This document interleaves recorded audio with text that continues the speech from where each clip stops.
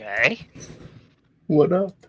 Welcome, everybody. And we're just going to start off here with a little tribute to a friend. Yeah, somebody who is absent.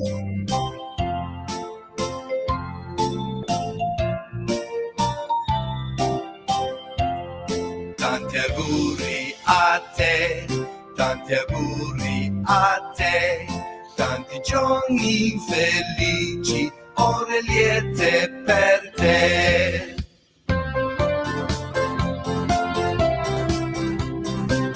All together now. Tanti auguri a te, tanti auguri a Fabio. Oh, Fabio, today. Tanti auguri a te, tanti auguri a te, Buenos años. tanti giorni felici, ore liete per te. Fabio!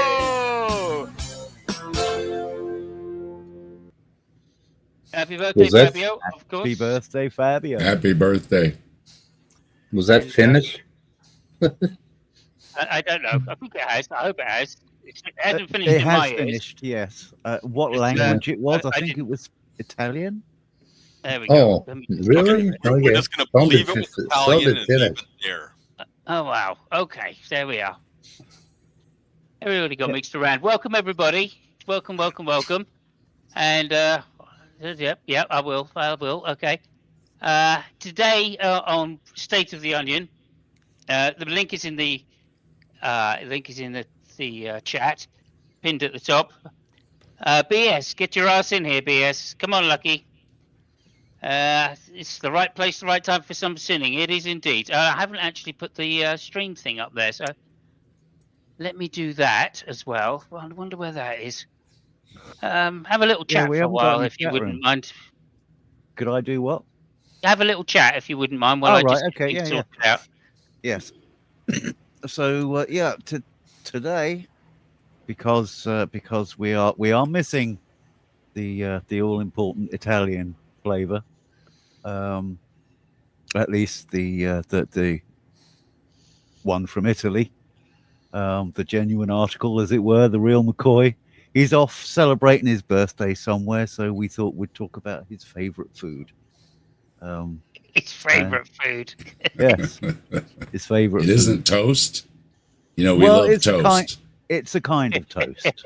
I don't have the clip. It's I a don't have kind the of clip, I'm toast. afraid. Yeah, I've got toast you're here right. in the background. See, I got toast back here. It's Ryan, definitely you're a type right. of toast. Pizza is a You have the toast. diagram, don't you, Simos? Somewhere, but I'm just doing something, so I Yeah. can't It really is pay personally attention. my Bread favorite is food. involved. Yeah. And the it's where the carbs are. Pizza, the carbs are on the bottom. That is a toast. Right. Yeah. Exactly. And if you fold it over to make a calzone, then it becomes it becomes a calzone, right? Yeah. I Yeah. sent the diagram Yeah. to Simos. He So might pull it up pierogies are a later. calzone. We grew up with Pizza Quick, right? It was a thing. It was That's a advertised taco, all though, I over think. all over A calzone TV. is completely. No, a taco is Yeah. three sides. A calzone is completely covered on all six That's sides. folded. Yes. Like I Yeah. said, you fold a pizza over, and that would be all sides then. Oh, They- okay. I wasn't thinking of A sealing the taco edges. is like a hot but- dog. It's three sides. Yeah, if you just folded it over without sealing the edges, it would be a taco. Oh yeah. You seal it. Well, would it just be a fancy quesadilla? Well, so a quesadilla is a taco. Yeah. It Yeah. is. Yeah, it's Well, a taco. kind of, is taco on it? its No, side. it's folded different. We, In any yeah, event, Yes, they're you very don't wanna- different. But Yeah. You don't want to falls put into the pineapple on it, no category matter what it of is. taco. Why can't you put pineapple on a pizza? Is there some rule or Because- law that says you can't do this? yeah. I'm pretty sure there is, doesn't it? Like, contrary to popular belief and myth and rumor, putting pineapple on your pizza in Italy is not illegal. It should It's be. not. No, it's not No, it's not. illegal. In fact, Capital offense. there's a restaurant in Naples who has recently added pineapple to its list of ingredients of There you toppings. go. Damn. And because it's Naples, that makes it genuine. Yeah. My personal opinion is you're allowed Like pizza Neapolitana. your pizza as long as It's they call it I'll do my best. It's a margarita con ananas, or it's a margarita pizza with pineapple. So you Yeah, get con your white ananas base. would be correct. Yeah, you get your white base, ananas, 3 yeah. cheeses, and then caramelized pineapple on it. Well, Margarita. Yeah. there's all sorts of perverts in the world. So Yeah, there's those who like pineapple on their pizza, and then there's those perverts who don't. I wouldn't put it on I a do breakfast pork. pizza. I think only pork goes on pizza. I like ham, pepperoni, and bacon. Yeah. okay. Yeah, it'll work. Yeah. What about I actual haven't- pork chopped up into little interesting. That'd be interesting. Yeah, that might work. I had Nice that on the cube. grill last night. I had some real thick ones. They were real I miss fat those. cut ones. Yeah, went really good on the those. grill. Brian, Nice. would you put that on there? Nice Diced or charred fat cubed? round the edge. Sorry, Headless? Would you put when you do the pork chop? Would you put that on there as diced or cubed? The shapes don't matter. It's just chopped up into little niblets. Diced or cubed? Is that not the same thing? No. Diced is cubes smaller by than cubed. definition would be cubes of it. What I'm talking about is if you sort of got to it with a pair of scissors and just went nibble, nibble, nibble, nibble, nibble, All right. Yeah. loads of Yeah. niblets. I've done that.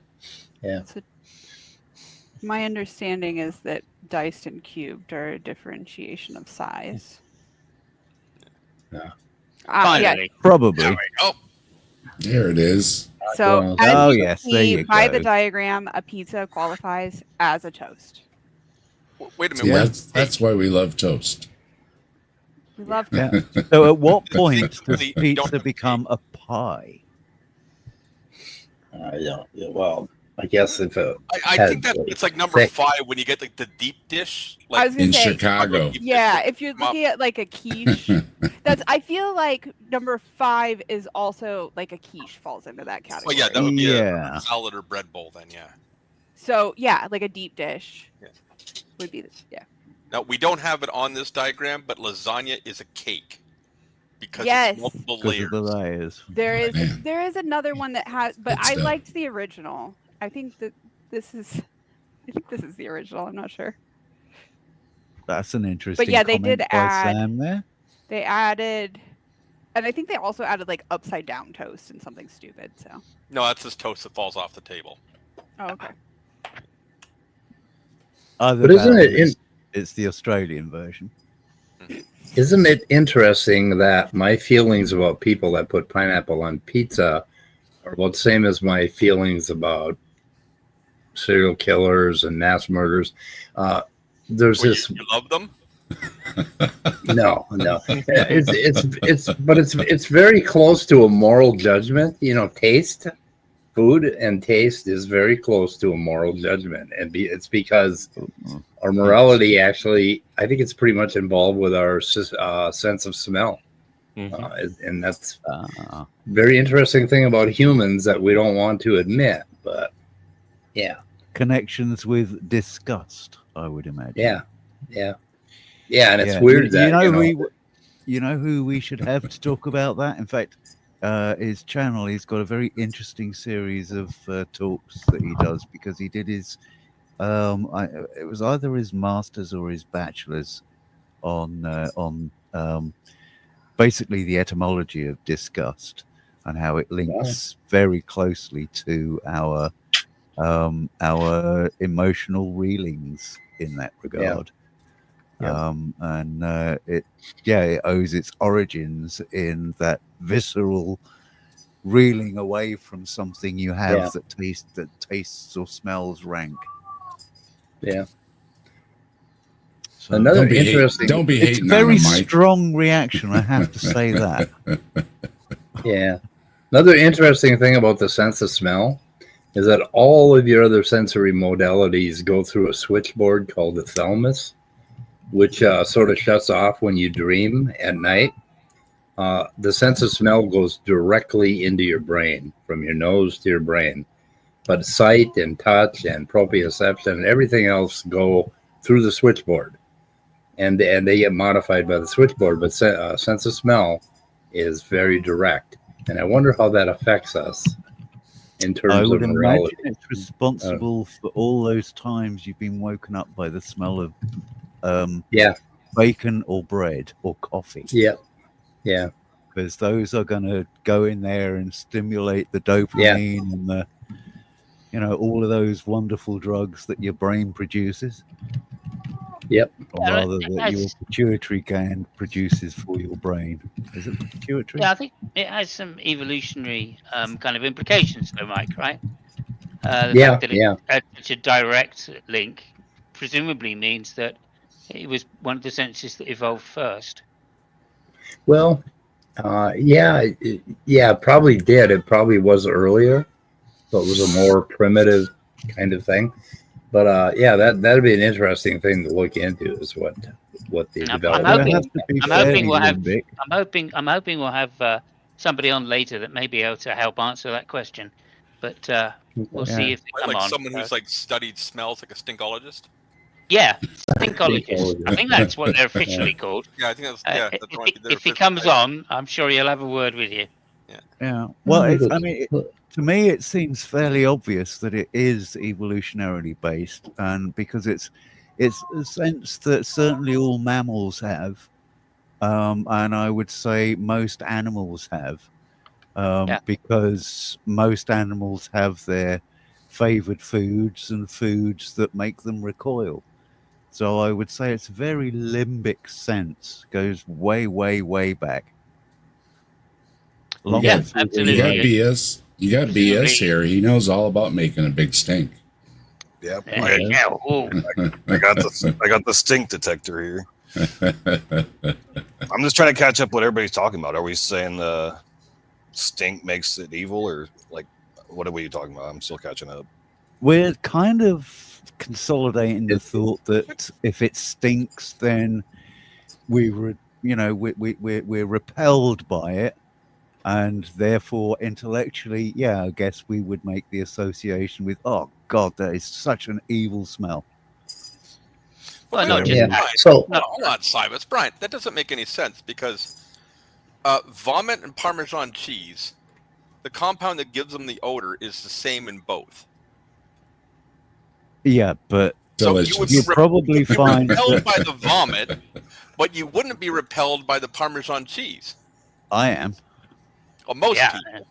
Okay. Well, I mean, Try and right shove there. a blue cheese under my nose, and I'll Well, shove that's it back blue in your cheese. face. Don't even go. That's blue cheese. That stuff is obviously gone off. But I think Italians have strong stomachs. Yeah. That's about that's this. obvious by the you diet, got right? two things that smell the same, yet you're repulsed by one, and the other one you eat. Same thing with That is piccalilli. an interesting point. Yeah, Okay. same thing with piccalilli. Yeah. Yeah. It looks like mean, what cute, do they but say? people put it on their sandwiches. yeah. So the cortex. Go ahead. Well, I was going to say millions of flies eat shit. That doesn't make them right, though. It doesn't make them right. They probably eat pineapple on pizza too. No, they don't. No, not at all. They probably do. So, basically, simpler animals had no cortex, and the thalamus, the switchboard, is associated with cortex. So, sense of smell was the primary early sense, like the first sense. And so, yeah, you're right, Simos. That's where it came from. Basically, it was sort of a holdover from that. Never went to the switchboard. It was go straight to the limbic system. Loki, Does it- what the fuck? Does anybody here think pineapple stinks? I think it's good. Like, I don't know. Yeah, No, I mean waiting- I'm by waiting for itself, the, it's great. I'm Yeah. waiting for the quantitative analysis on or breakdown on what makes pineapple on pizza objectively wrong. Okay, we can get there. I'm hoping that an expert will turn up and tell us. Too But, much moisture. I have an answer. I mean, I have an answer, but first of all, let's just get to BS's point here. Like, obviously, it's sugar. Pineapple is a sweet fruit. I mean, fruits are sweet, right? And it's sugar, and we're mammals, so we love sugar. It's Yep. one thing we have in common with all apes. They absolutely adore sugar. So, what's wrong with it? There's nothing wrong because we're mammals. So putting sugar on anything has got to be good. However, to answer Brian's point, and this is kind of where I want the discussion to go, tradition is what is wrong with it. It's not traditional to put these kind of fruits, I should say, on a pizza. So, Yeah, so pizza. you say that pizza should only be made with traditional Italian ingredients. Well, that's the Maybe. argument. The argument Right. is pizzas So- are a traditional dish, and therefore, if you're going to have So a pizza, how it do should they be. justify putting the tomato sauce on the pizza? Yeah, but there are exceptions to the rule, and tomatoes are the rule. Yeah, Because that's why I'm tomatoes are not glad you clarified indigenous to because Italy. I would have. I was going objected. to if I'd been allowed to Well, get to the end of um, my sentence there, Headless. No, you did. Did When I? I was a little kid, Yeah, you When I- did. You when I- said appropriate fruit. when I was a little Go ahead. kid, my mom bought me special plates that had compartments because I couldn't have my one food touching another food. I had to have gravy and meat. That was fine. Gravy and potatoes was fine, but you couldn't put that anywhere near my beans. Or if you had something sweet on the plate, it couldn't be anywhere near anything salty. So I grew up that way. So, and I wonder why that is. I wonder what the aversion was. But if I make salt and sugar, it just horrifies me. Like one time I put salt in my coffee and I'm like, oh shit, I thought I was going to die, instead of sugar. You really should label those Interesting. things. Should label. That's Oh quite yeah, interesting yeah, I know. because, Like, Well, I don't know about. I don't know learned about that you, with I don't cocaine. know about, You I don't know want about to you, but label. Yeah. I put salt on tomatoes. Yeah. Either Yeah, you salt would- or a drop of sugar will bring out the flavor of tomatoes. Either works. I grew up eating tomatoes with a salt shaker. We had tomatoes. The neighbor Oh, yeah. had tomatoes. My Yeah. grandparent, my grandparents on my mom's side would can tomatoes every summer when they came in, bushel baskets full. She had the whole setup in the basement with extra stoves and everything, all boiling everything, canning everything, full, huge pantries full of all the canned tomatoes, and she would do some pickles and different things and stuff. Oh, I miss those days.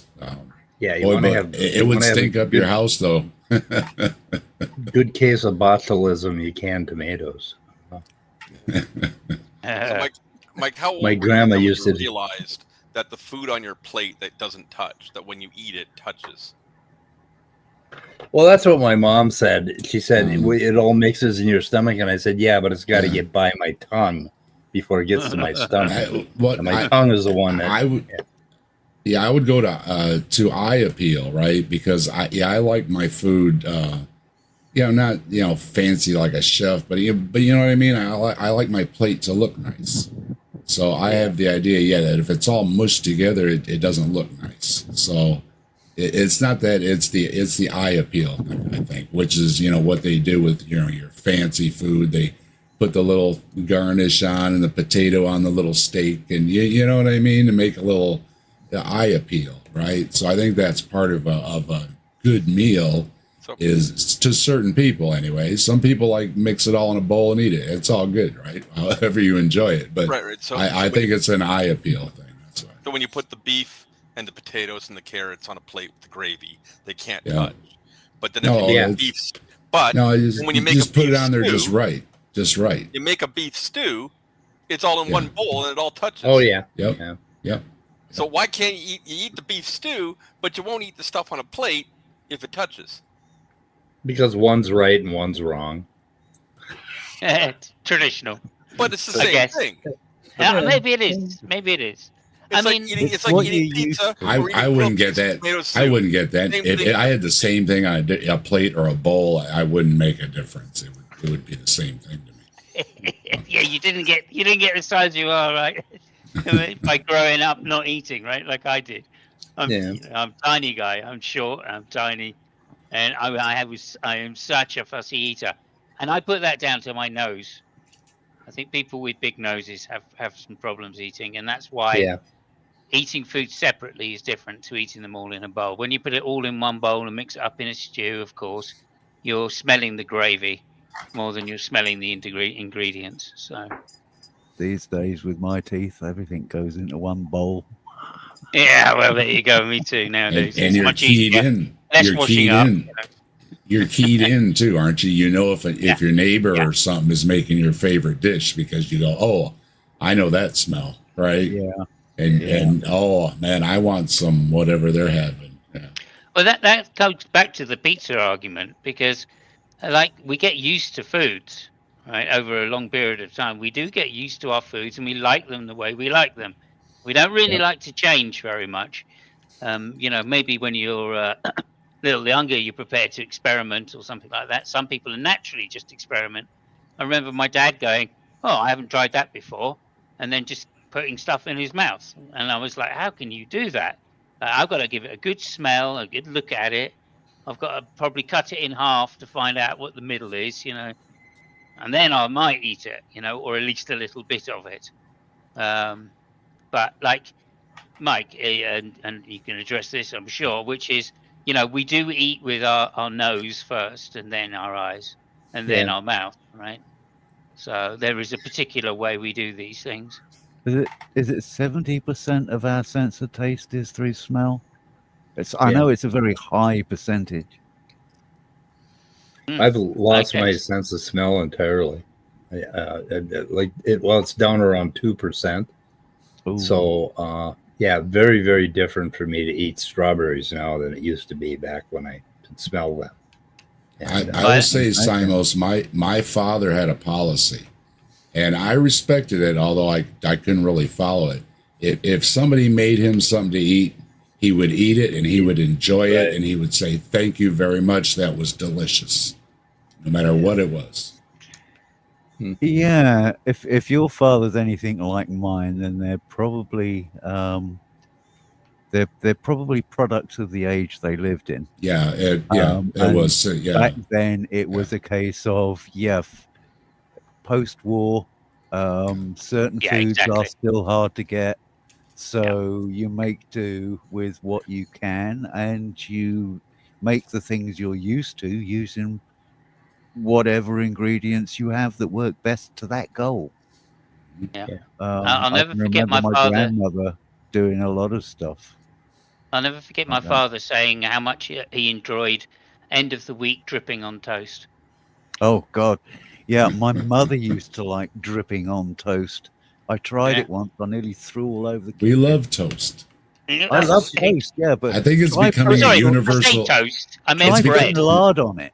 They didn't even have a Yeah, toaster. drinking- Of course it was bread. dripping Yeah. grease on it, like bacon grease on Yeah, toast or Bread something. and Yeah. dripping. It sounds nice, but Yeah. it's basically bread dipped in lard with Yeah, burnt fact. Yeah. crunchy bits Yeah. on it. It's an It's English an thing. energy It's an English source. thing. It's an energy source too. Yeah, Oh, absolutely, yeah. get you through the Brian, day. Yeah. You forgot. You got to put sugar on it. Oh, You've never heard of a lard and sugar sandwich? No. next you're Sugar, going to be if you breaking can't out get- the jellied Now, eels. now They- we are. they could This is getting depression era food. But They that could was the barely thing get to eat lard. late. They could barely get lard. They couldn't get sugar. Yeah. Not sugar. So my parents used to render the pig, the fat on the pig, and they would get all the fat off, and then it would leave these little, we called them chitlins. They're little crispy bacon-like things, and they used to feed them to us when we were kids, and we loved them. Oh, And then we grew up. My grandpa was Serbian, so he brought over like blood sausage and head cheese and all these weird ass foods that nobody else wants to eat, but we still love them because we were brought up on them.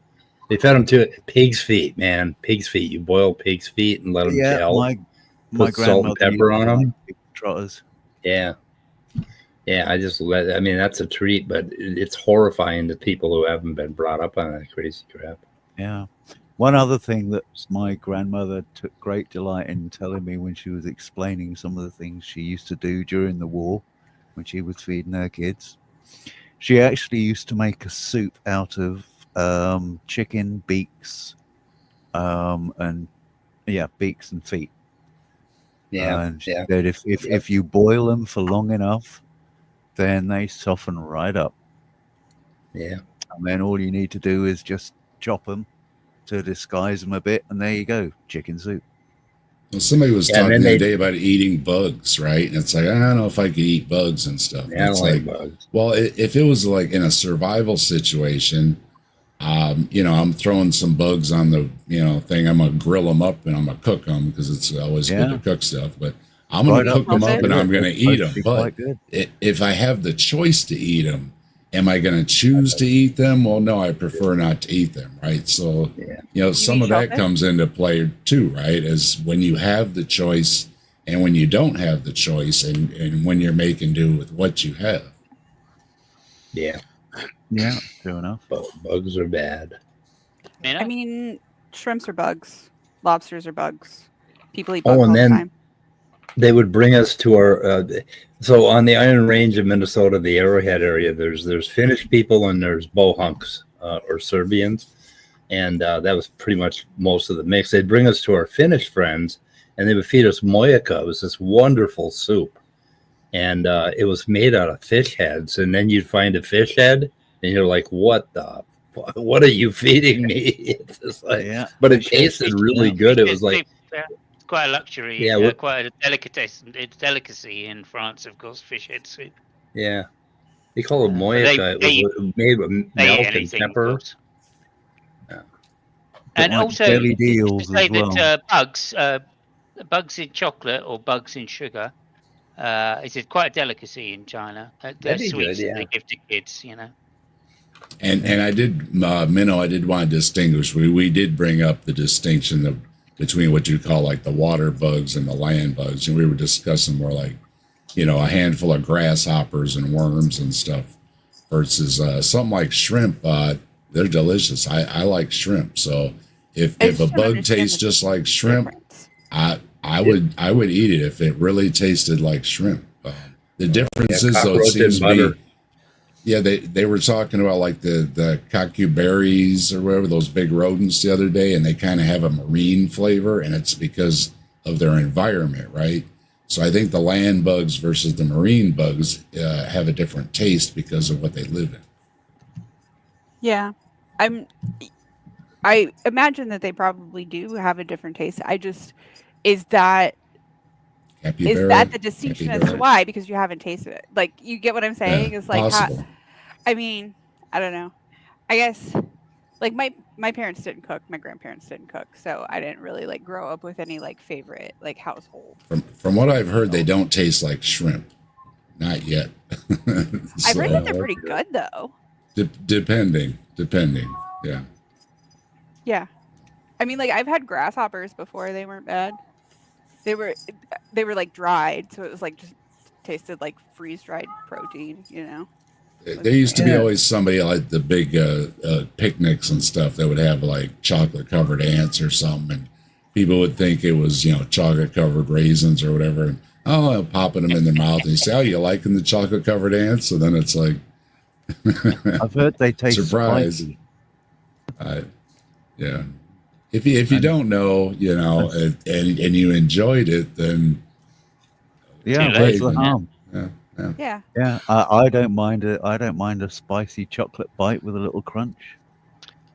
Probably wouldn't bother me at all. Yeah, But, and of course, at some point in our evolutionary history, our ancestors must have eaten just about everything. So yeah. I have no doubt. And we learned the things that were safe to eat because, don't eat that berry because Bob did, and he's like, over there. he's gone. He's He's not gone. with us anymore. Yeah, he's over there. He's got loads of There was a flies great little buzzing around over the top.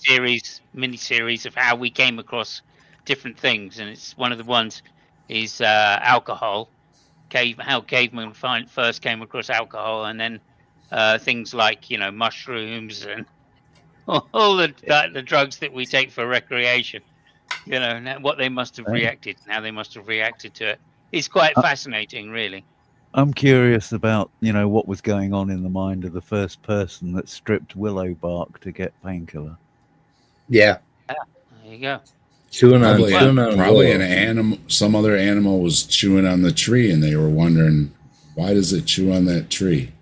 I'm just guessing. Either that or they were using it for something else and just happened to be idly chewing a piece and realized, oh shit, my headache's gone. Yeah, it could just been Yeah, kicking but- back in a rocking chair with a jawing on yeah, a but piece it's of not it, a- right? My understanding is kinda- that like willow bark was first used like topically. It took a while for them to figure out that Yeah. you could eat it. But like kinda it mild. was like, well, it's extremely mild topically. Yeah, Well, it's But- I believe it's the origin of aspirin. yeah, it is. Yeah. That's my understanding So- as well. What was going on with all the poisonous foods that we identified? Who were the volunteers Yeah, right. that went? They weren't Yeah, that went volunteers. around. They lost the dare. Salute to all those that gave their all to find out Yeah, you shouldn't eat what was that. poisonous? Having you Yeah, guys red on berries fire are burner? probably a no-no. Yeah, I'm not sure whether it was done deliberately. It's like, no, hold back. I'm gonna try it. If it doesn't kill me, then you're good. I Yeah, don't think that You happens first. very You often. first. I think it was more a case of, somebody like trying it and keeling over as a result, yeah, and then them being found and them sort of realizing, oh shit, that's what he ate. Oh, I Do that. survived. We won't eat And that. I've told everybody don't do it. Yeah, Okay, Yeah, I'd or- just like to bring in a couple of new voices, if I may, right at this point. absolutely. Just to go to the original topic and just see what the new guys think. James, you were in first. Oh. Pizza, pineapple on pizza. What's your opinion? So I'm have a you got can you put us an argument for and an argument against? I'm a pineapple anti-realist. So I just, that's my official Okay. position. It can neither be wrong nor right objectively. Oh, I see. Right, I see. Anti-realist. There's no such thing as pineapple on pizza. Is that what you're saying? That too. Okay. Well, I mean, I think people's cultural bias are showing because nobody ever asks if it's wrong to put pizza underneath pineapple. They always say pineapple on the pizza. Interesting. Interesting. Okay, but here's a bigger question with this then. In Sweden, they put bananas on pizza. Oh no. In the UK, they put Oh, no. corn on pizza. Like that's like a normal fucking I thing think over what there. we're getting at here is Oh. there are people who are pro yellow things on pizza and people who are anti yellow things on pizza. Mm. Yeah, that Yeah. is true. There is. So it's really When not what you put on; it's the color of it. when somebody objected to pineapple on Pizza pizza, racism. when somebody objected to pineapple on pizza, I sent them a recipe by Gordon Ramsay, where he made a recipe for a lemon pizza. See, again, something yellow. That's what made me think of it, Headless. Aha. Ah, A eureka moment. and Nerdy's with us. Welcome, Nerdy. Let me just see what Nerdy's opinion is. That somebody needs to learn how to spell the word does. That's actually an in-joke, because this was aimed at Fabio. I always misspell my debate topics or my F1 topic titles, and he has Very to on correct brand. me. So I thought, well, since he's not here, he's never going to correct me. So since it was sent to me with a spelling mistake in it, then I thought, well, I'll just leave that in as part of a joke. So that's why that is the way it is. And yeah, he did send me a little zany emote when I sent him the link. That worked. Yes, come on and be Fabio. Yes, please do. I will be Fabio, he says. Come on in. Anyway, the link is pinned at the top if you do want to come in. So we I think have it's Gavin more about and Christians. Now, yes, over to Gavin. Hello, Gavin, the hedgehog that was so cruelly run over by a vegetarian. I was indeed a vegetarian as vegetarian dog. I sent you a picture in Discord, Samus. Of course, you can all tell that I'm Scottish, and there's only one way to cook a pizza. There's only one way to cook the pizza, whether it's got pineapple or whatever you want on it. And Simos is going to bring that up in just a second. I hope so. I hope so. Yes. I should have thought this in the future. Yeah, deep fried pizza. That's what you want. No matter what's on it, batter it and deep fry it. That's the best pizza. That's the Scottish way. Absolutely. I got to do that. I can do that. Is that I a could raw do that. pizza, Yeah. cooked pizza, or is that frozen when they dip it and fry it? Well, you can take your pick. I'm just saying to get the toppings to stick on there, right when you batter. I would thought out first. Yeah, I think it might be slightly cooked before it's battered and then deep fried. So who came up with this idea of battering and frying a pizza? With this like The Iowa State Fair. Was it a dare? Was it like some kind of Some like, sick dare- son of a bitch. Yeah. Well, here's the clue: Scotland. Well, but we need to narrow it down. You can't just say Scotland. That can't be the reason all the time. There is a reason. If you can batter it and deep fry it, we'll batter it and deep fry it. Yep. That's it. Yep. So you just basically you ran out of things to fry, and then eventually, Yep. Well, let's see if you fry a pizza. It's what, Yep. If you want a battered and deep fried Mars bar, you can get that as well. If you want. I've heard that that's contradictory. That the Mars bar thing doesn't originate in Scotland. It was a Northern English thing. Not that I know. No. And I've heard that from people who are the from thing Scotland. is, the Scottish, like their Mars bars, like they like their women, battered. Oh my gosh.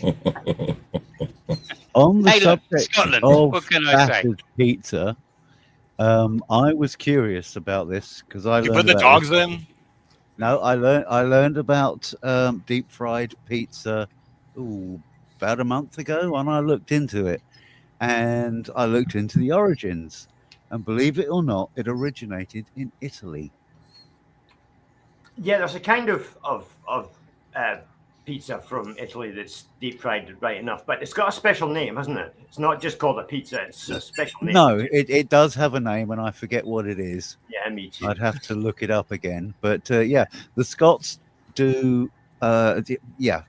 When the Scots deep fry something, it gets slapped in fish batter and thrown in there with the cod. That's just how it's done. Panzerotti. Panzerotti, does that sound right? That does sound right, actually. Yes. Yeah, but that's like a folded pizza. Like it's all stuffed inside and then cooked. Yeah, it's a slightly different concept. Yeah. Yeah, it's a different concept, It's but not it's battered still and fried. deep fried pizza. Mhm. But I mean, seriously, is there anything you could name that you don't think would be good if you battered it and deep fried it? I mean, Now you're just being silly. Stop that. It's like I'd give it you deep fried it. I'll give it a try. It's the same thing if you grill something, and it's been on that grill all day, slow cooking, and it's falling apart. And it's like I'm gonna give it a try. I don't care if you shot it out of a tree or something. I'm gonna give it a try, right? The weirdest thing that I've ever seen deep fried is ice cream. Yeah. Oh yeah. Well, that's not a Scottish thing, I don't think. I don't think it It's is. never No, it fucking was warm enough in Scotland to need ice cream, so why would we be doing that? right. Well, the benefit is it wouldn't melt. You would never have melted ice cream in Scotland if it's not warm enough to eat ice cream. I don't know if it's a Minnesota thing or not, but every year the state fair has a new thing that they fry and put on it. They put it on a stick and they fry it. Pickles and alligators and every goddamn thing on a stick. Cheese on a stick, ice cream on a stick. Pork We do chop. that in Missouri too. Yeah, we like to put it on a deep fried stick and ice deep fry cream it. thing. I'm sure that deep fried ice cream thing came from a hotel in New York. I think there was some chef there decided to offer that. Possibly. Maybe I'm wrong. But I'm just wondering thing- if the Dibblers have moved into Minnesota. Is that what? I guess they must have done. No. Hey, I can I wasn't peel at back? the fair this year, Tilting Windmill, but there has been pickled alligator at our fair before, which is weird because again, it's Missouri. We are very far from alligator territory. But yeah, they just like Yeah. weird food at our fairs here. Yeah, we got alligators at the fair all the time. I don't know why, but yeah. And we're far north. So tomatoes came to Italy in like the 18th and 19th century. And yet Italy is known for pizza, spaghetti, tomato sauce, and all of that. I wonder why. It's kind of interesting that tomatoes are from South America, and they I was didn't just find going to them say, in where did yeah. they come from? South America. And they thought Yeah. they were poisonous for like 100 or 200 years, and in Europe they wouldn't eat them. Well, I think the pasta goes to China, doesn't it? Well, doesn't Maybe. my understanding is that like the first pizzas were not what we would consider to be a Yeah, they didn't tasty have pizza today. tomato. They Yeah, didn't have tomato. It was just like an unleavened bread with like some crap on top of it. yeah, flatbread of some kind. Yeah.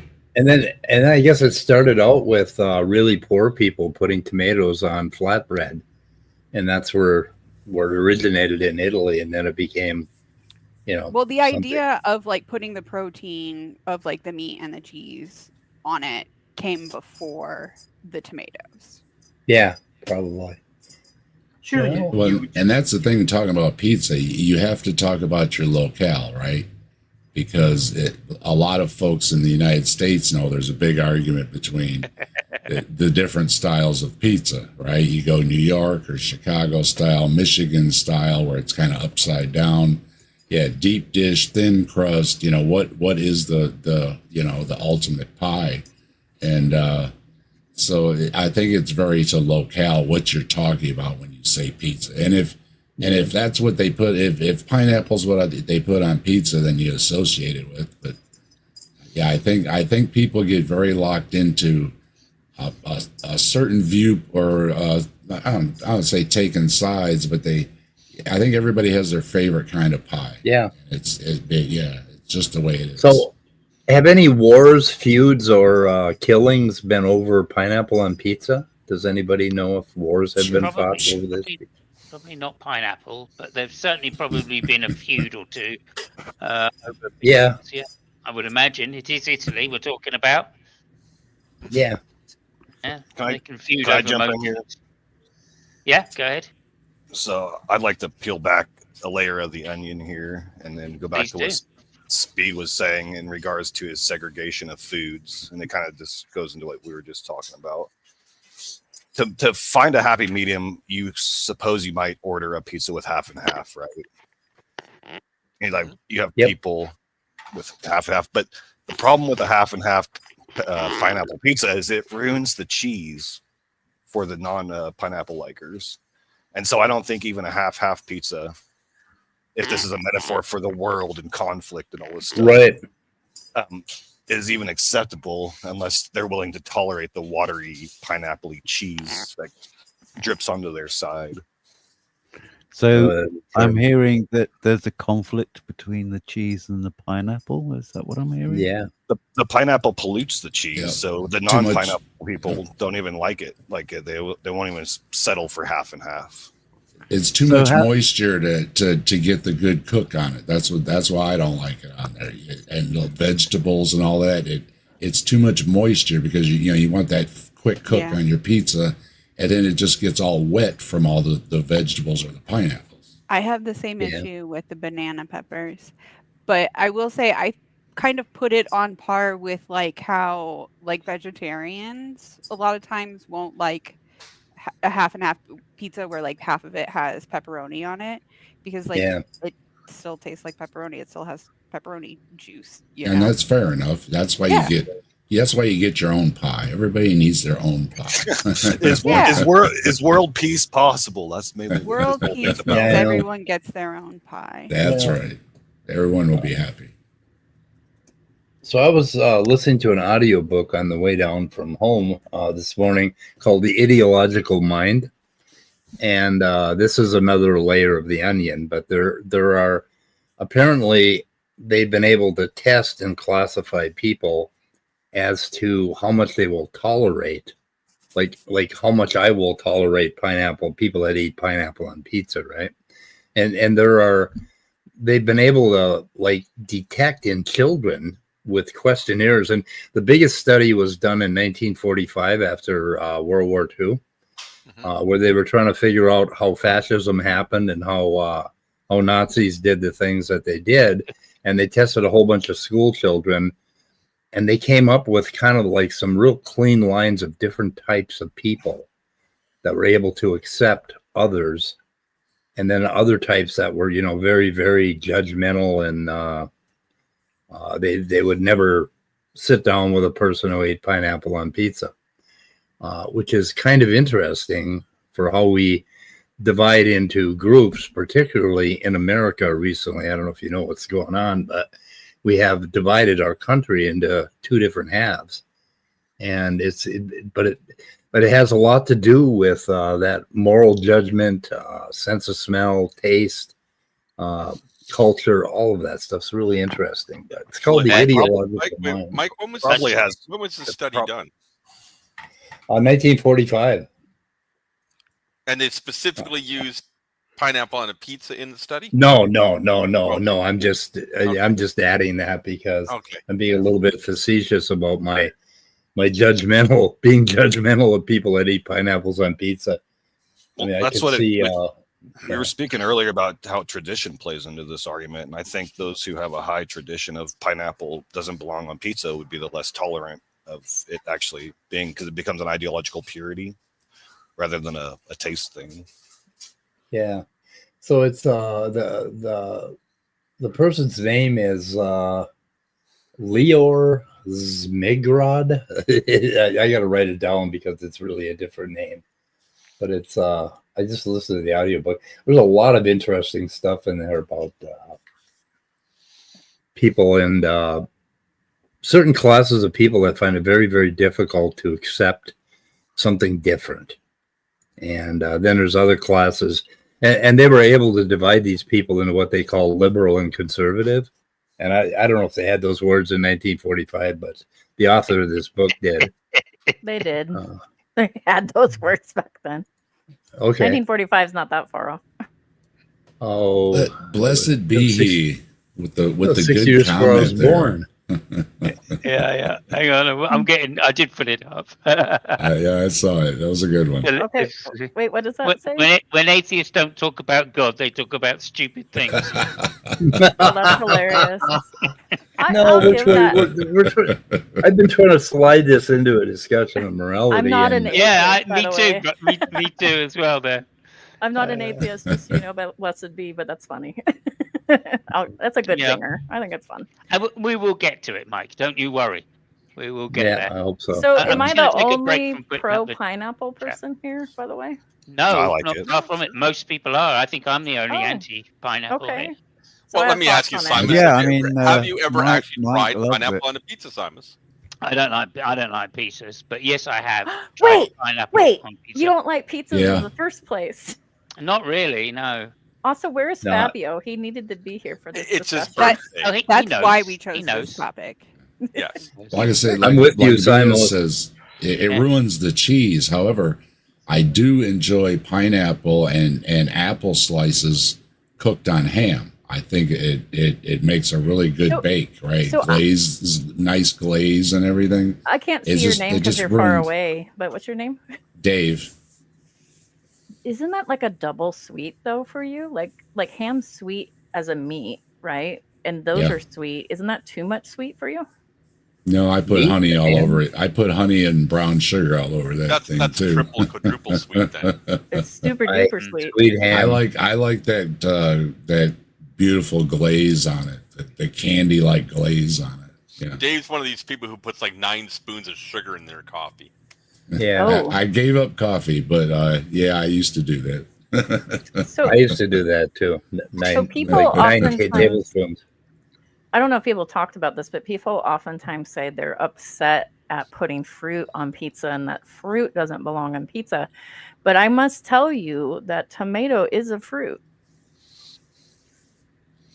Well, Yeah, I I've think heard that both. I think the I've end heard that around both would be best. yeah, if you grilled it a little bit first or something to take some of the moisture out of it, Is and it too then put it moist? on top of that's like what Grill it, BS was pat it saying too. out. Yeah. It ruins the cheese. It doesn't. You want the quick cook, and it doesn't do it with the vegetables. They don't cook quick.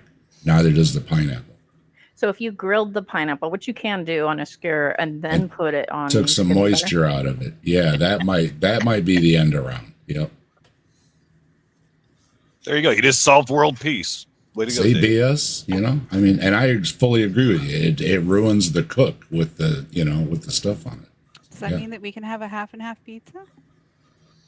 No. If you grill it first. Oh, For Father's Day, I made everybody individual pizzas on the grill. Actually, no, that's And everybody got their own, and everybody made their own, and then I put them on the grill and cooked it for them. Grilled pizza is actually I'm pretty with Minnow good. here. There is a way to do a half and half pizza with pineapple, and that's you put pineapple on one half and on the other half. My son asked, "What should I bring?" And I said, "Any toppings that you want on your own personal pizza." I says, "I got the dough and the cheese, and you put whatever you want on it. I'm gonna put it on the grill." And that's what we did. so I do full pineapple and burn the heretics. If they wanted it, I would have cooked it up. I'm just not doing it on mine. That's all. So And that's the somebody- idea. Everybody got their own pie, however you wanted it. Somebody mentioned the purity and the culture of pizza. And I just want to point out that a lot of the culture of pizza actually says to not even put cheese on it. Have you seen that? Like some people think cheese is abhorrent. Yeah, I've heard of that. Fabio told me about a restaurant near him that does authentic pizzas without cheese. Yeah, in New York you can get that a lot of times. Yeah. Yeah, Interesting the way that I use think of that the word is- authentic. I think that's just toast, though. We love Yeah, toast. Yeah, We but you love can put toast. toast on. You can We put do cheese love on toast. So if pizza's authentically on, isn't it? Italian, right? Pizza's authentically No, I Italian. don't think it's Italian. No, I think But- it's Greek. But tomatoes but tomatoes came from South America and weren't originally from Italy. Yeah, I was talking about that. Yeah, and it was the 18th and 19th century that tomatoes were accepted in Europe. So Yeah. Are we the just gonna noodles ignore- Had to make we their gonna way ignore- over from China. Are we ignoring Mexican pizza in this talk or what? Like Taco Well, Bell? that's just pizza coming full circle. Then, That's not pizza. That's Then I that's say like go to close to a meat Crunchwraps. lovers Crunchwraps. almost. Yeah, I mean, Jackie makes a very good point in the chat room. Basically, a pizza is just glorified cheese on toast. yeah, Yeah, this is a point I like- made Yes. right at the beginning of the show, and I don't disagree that it could be classified as toast, but Yeah. obviously, In other it's- words, it's a Welsh rarebit with frills. Well, I- a piece of toast is a slice of bread that is sliced from a loaf, whereas a pizza is typically a pie. single. It's a piece of dough, a single piece pie. of dough that is cooked and then cut afterwards. Like The recipe is pretty much the same though for the dough. sure, It's a I mean- pie or a flatbread, The depending on how order you of want to cooking describe it. doesn't really. How much you let it rise is about it. Yeah. I mean, Yeah, a I lot mean- of Mexican food is the same ingredients, and you arrange them in different ways. It's that's, There Yeah. is no sacred scroll on how to build a pizza. So it's not like we're going to go and find, like, I don't know, the Adriatic Sea tablets, to figure out how to make a pizza. Thou I- shalt put some only people pork on pre-cook- pepper and pizza. Pre-cook the dough before putting the stuff on. yeah. I consider myself like pretty far left and peace loving, but when it comes to pineapple on pizza, I can understand why wars happen. Yeah, there are those that skin the dough first. Listen, And I want then- to and talk then about put the your stuff fruit on. intolerance. I think you should Yeah. just be more tolerant to fruits. I think that's a More problem. tolerant to fruit, right? Yeah, maybe. I have no place for your fruit bigotry.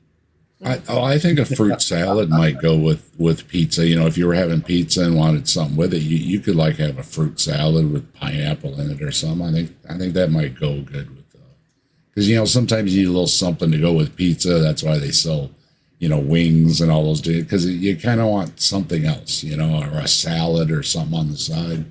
Yeah. So maybe a fruit salad would work. Here's a thought for the pro pineapple side of the aisle. What about other things like grape? Yeah. So Oranges. Yeah, grape, orange. I Grape- think we've grape already would roll established off Brian, of it's it. yellow fruit. Half a grape. How are you going to fasten the grape onto the pizza? You'd have to put the cheese over Slice the 'em. grape. You slice you cut them in half. You could use raisins. Yeah, slice Oh, them. that's like olives. fiddly work. That's fiddly work. That would be back to way too much moisture. I have a question though. Dried One fruit. time, Same way about corn. I Dried wish fruits, Annabelle was yeah. here. I was going to ask about that corn. BS Thank got you. it. Ooh, Annabelle cool. one time was eating pizza on camera, and I said, "What's on your pizza?" And she said, "Corn." And I was like, Ooh, that's "Who bad. puts corn on your pizza?" I guess people in the UK do. Yeah, Like, what is it's that? disgusting. It might be delicious. You never know. Actually, I hate yeah, corn. I would. A little be cream averse corn on to it. there. No, that would be I've too much tried it. moisture. It's too much Too much moisture. moisture. Exactly. You have to grill The it first. flavor's good, but No, it's too much moisture. Yeah. Instead of BS. tomato sauce, get cream corn sauce. Yeah, BS pointed out dried. That's I think where we kind of agree is the moisture factor. So I disagree. things- I like the moisture. I think I could let slide like mushrooms, even though I don't like them because they don't have that big moisture problem, right? They cook up zoom real quick with the pizza. You know what I mean? So yeah, mushrooms are common to put on pizza too, actually. But what about okay, so the moisture factor is a thing for you, but Yeah. but have you ever had a dry pizza? That's pretty gross. It's just too dry. You need the sauce, right? I like making Yes. from scratch, so I tend to think that I make a pretty good pie because I'm making it. So Yeah, I think we're talking about the topping moisture because that's going to mix with the cheese and flavor the cheese. yeah, Is not sauce moist? But that's standard. That's our tradition. I've been doing mine Michigan style, so I put the cheese on the bottom and it keeps the sauce on the top of the cheese. What if you put the pineapples below the cheese? Nah, still do it. It's too much moisture. It's the Just idea of go the to the pizza is to cook it quick. Now, if you want to slow cook your pizza, and of course you're gonna have a really tough dough or crust after that. I suppose you could if you could seal it up a little bit so the dough doesn't get too, or the crust doesn't. I keep saying dough. I don't know why the crust doesn't get too dried out, and if you could cook it a little longer. Then yeah, but it's a moisture problem because What if pie you should did cook like a as quick as you stuffed can. What's that? What about a really thin crust? You're talking even quicker then, you know what I mean? Because Yeah, otherwise it's going to become a biscuit, break your teeth. Like really thin, like a crisp bread thin. And then you do that, and then you load it up with your stuff. So you've got this really nice, crispy. Like St. Louis style. Yeah. Wait, what is St. Louis style? I don't know what that is. What is that? It is about the thickness of a saltine cracker, and you cut it in squares. You have cracker pizza? Yeah. Cracker pizza. Okay, here's the benefit of cracker Ooh. pizza, which I know is a little bit off topic. Cracker pizza puts all the flavor on the toppings. Yep. And it's That's in my topping fridge. focused, where the bread, we'll use Pizza Hut as an example. Pizza Hut is the bread overpowers the toppings a lot of times. So They That's ruined one of the their reasons crust. I like a French bread pizza, or I used to when I had teeth, because the bread is nice and neutral, and all the flavor is, you've got the cheese melting in through the bread, and you've got all of the other flavors as well. Now we're talking. Now we're talking. Pizza subs. I have a pizza sub almost I'd say once a week maybe. I make some fresh bread and I stretch it out into like a French, pull a little bit, and yeah, man, I make sub bread and then make pizza subs. Oh man, yeah, that is good stuff. you know what's not Good far off stuff. from a pizza sub is a meatball sub. Oh, meatball! I make meatball subs too. Delicious. Delicious. Slow cook the meatballs in some sauce, and then make the bread so it's fresh and ready. And as soon as it cools off enough to slice it, we're making them up. And good eating. Which brings us right the way around Oh, to my. the Sloppy Joe. Oh, classic, I love a sloppy joes. classic. Do they eat sloppy joes in the UK? I didn't know that. No, I know about the Sloppy Joe because I was married to an American. You know that, Spackle. Oh yeah. I know. I just I made lived some I lived in a- Toronto, so a they had them in week or Toronto. a week or so back, and then it's in the leftovers in the fridge. You want a quick sandwich, you zap it real quick, and there you go. You got a sloppy Joe for Right. lunch the Can next we day. just can we sort of we've talked around the pizza, and I feel we've come right How do you back like around tacos? to the deep edge on the other side again. And I'd just like to just get onto something a little more edifying, I guess, than that. Stuffed crust? There's 2 points. I have a question, Oh Yes. dear. a food related question. Oh, okay. We'll do it I like now four before we change types the of topic. food only. Oh wait, Well, it's not that. Does a straw come with one hole or two?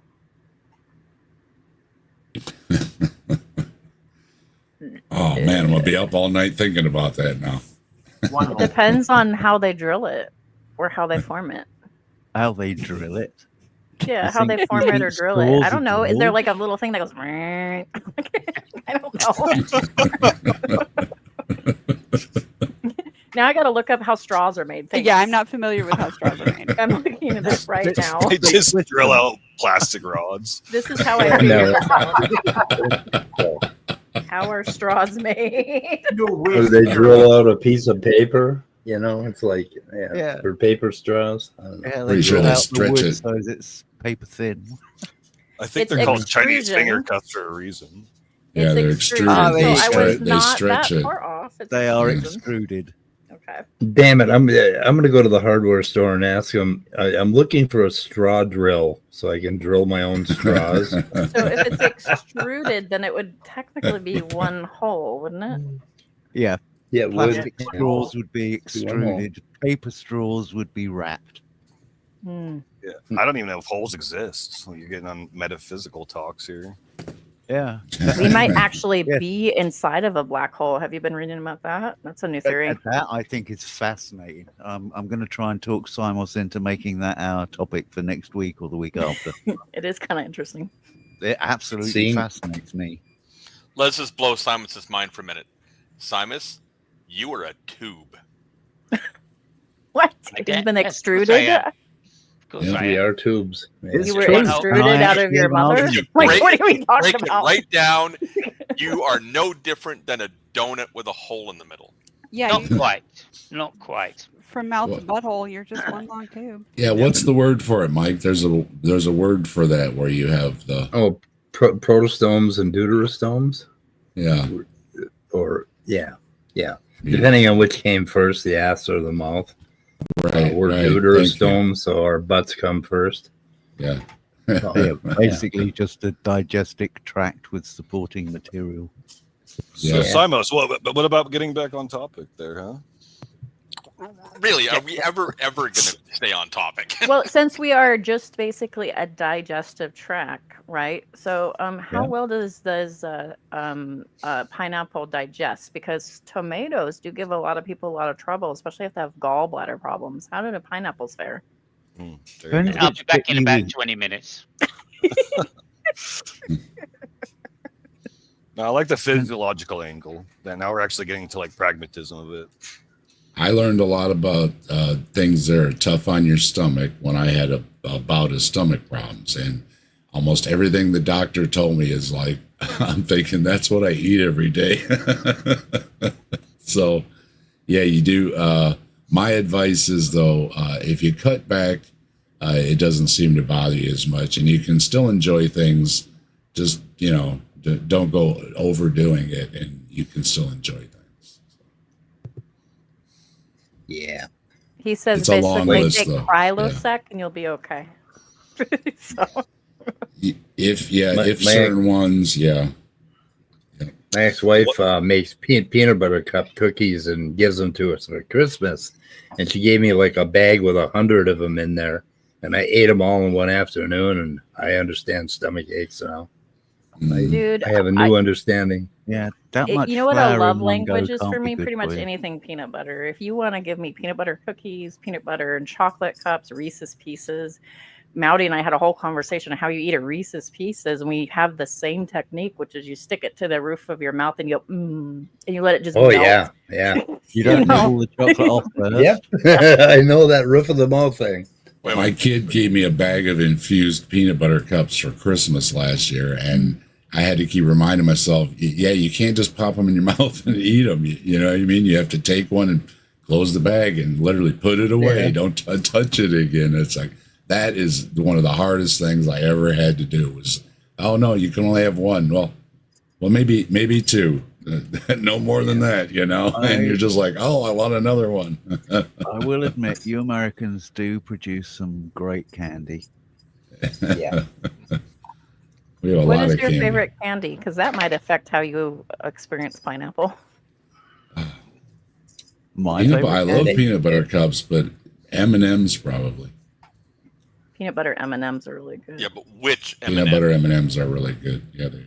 My favorite ones are the peanut butter ones, not the peanut ones, but the peanut butter ones. Peanut butter ones are delicious. So I'll agree with you. We'll go there. Peanut butter M&Ms. There we go.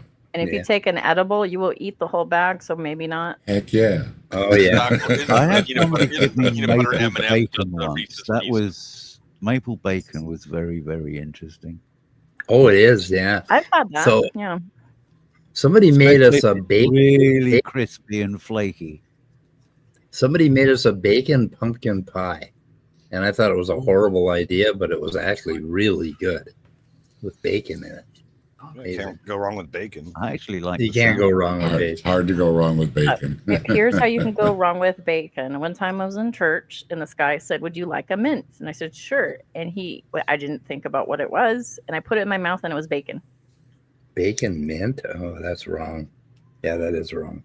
But did it taste like Minted mint too, or are you bacon. just saying mint like it's a breath freshener? It tasted like bacon. Minted, Okay. minted lamb, sure. Minted pig. Yeah. Canadian bacon and pineapple. That's a pretty good thing. Canadian anyway, bacon and minimum- pineapple, back bacon. Yeah, I like that. But then I do like streaky or American bacon as well. The two totally different experiences. My favorite candy does not have pineapple or meat in it. So, or tomatoes or meat. My favorite candies do not have tomatoes and meat. Can we all That's why agree? I don't like pineapple on pizza. Can we all agree coconut and candies is gross? I don't like coconut. Oh, It's a I don't texture know. thing. It's Oh, I kinda love weird. coconut. I don't. Oh, do you no. like? Do Coconut you is like, good. It's so good. do you like an almond joy? Oh yeah. I just had one of Now- those this now morning. I can't Our version of the almond joy isn't with almond; it's with coconut. Is it called almond joy? No, There's it's called coconut. Yeah, Bounty. or, It's called a Almond bounty. Joy has Nuts, Joy has mounds don't. coconut in it.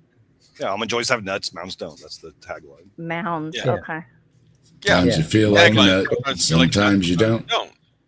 Yeah. Right? You get one with and one without an almond on top. I have to disagree on that one. I love coconut. It's very delicious. Would So when you- anybody try coconut on pizza? I would try It it. I might don't be think I'd dry like it. enough. It might be dry Might not enough. be as bad. It'll be very dry. It'll dry out I really would good. eat it with cheese and It'll dry out the pineapple way on a onions stick. do. You guys are crazy. But only the you know, like when a coconut is nice and fresh and you've got that really soft, juicy bit of the meat in the center. Now that with on a stick with cheese and pineapple, that I think would be quite good. Yes, right now I've got pepperoni, ham, and bacon. I can whip up some dough. I got some sauce and some cheese, and that's how I will make my pizza. I can promise I'm you. thinking about I'm not. calling Domino's. I would not even put nothing else in there. I have my. It's like my chili. You know what I mean?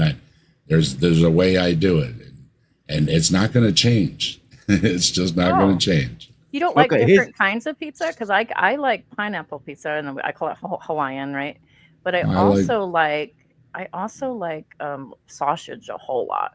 Sausage pizza, and I Yeah, like to do sausage with like onions, but like the red ones. Nice. Sausage, pork sausage, pork products. I like pork products on pizza. So anything pork, I would go with. Is prosciutto pork? Because I've had that on pizza. It's pretty good too. It's a time. It's a form of ham. So yes. Yeah, it's thin ham, right? Yeah, very thinly sliced. Basically, they dry the meat and then they slice it very thinly, and it's cured.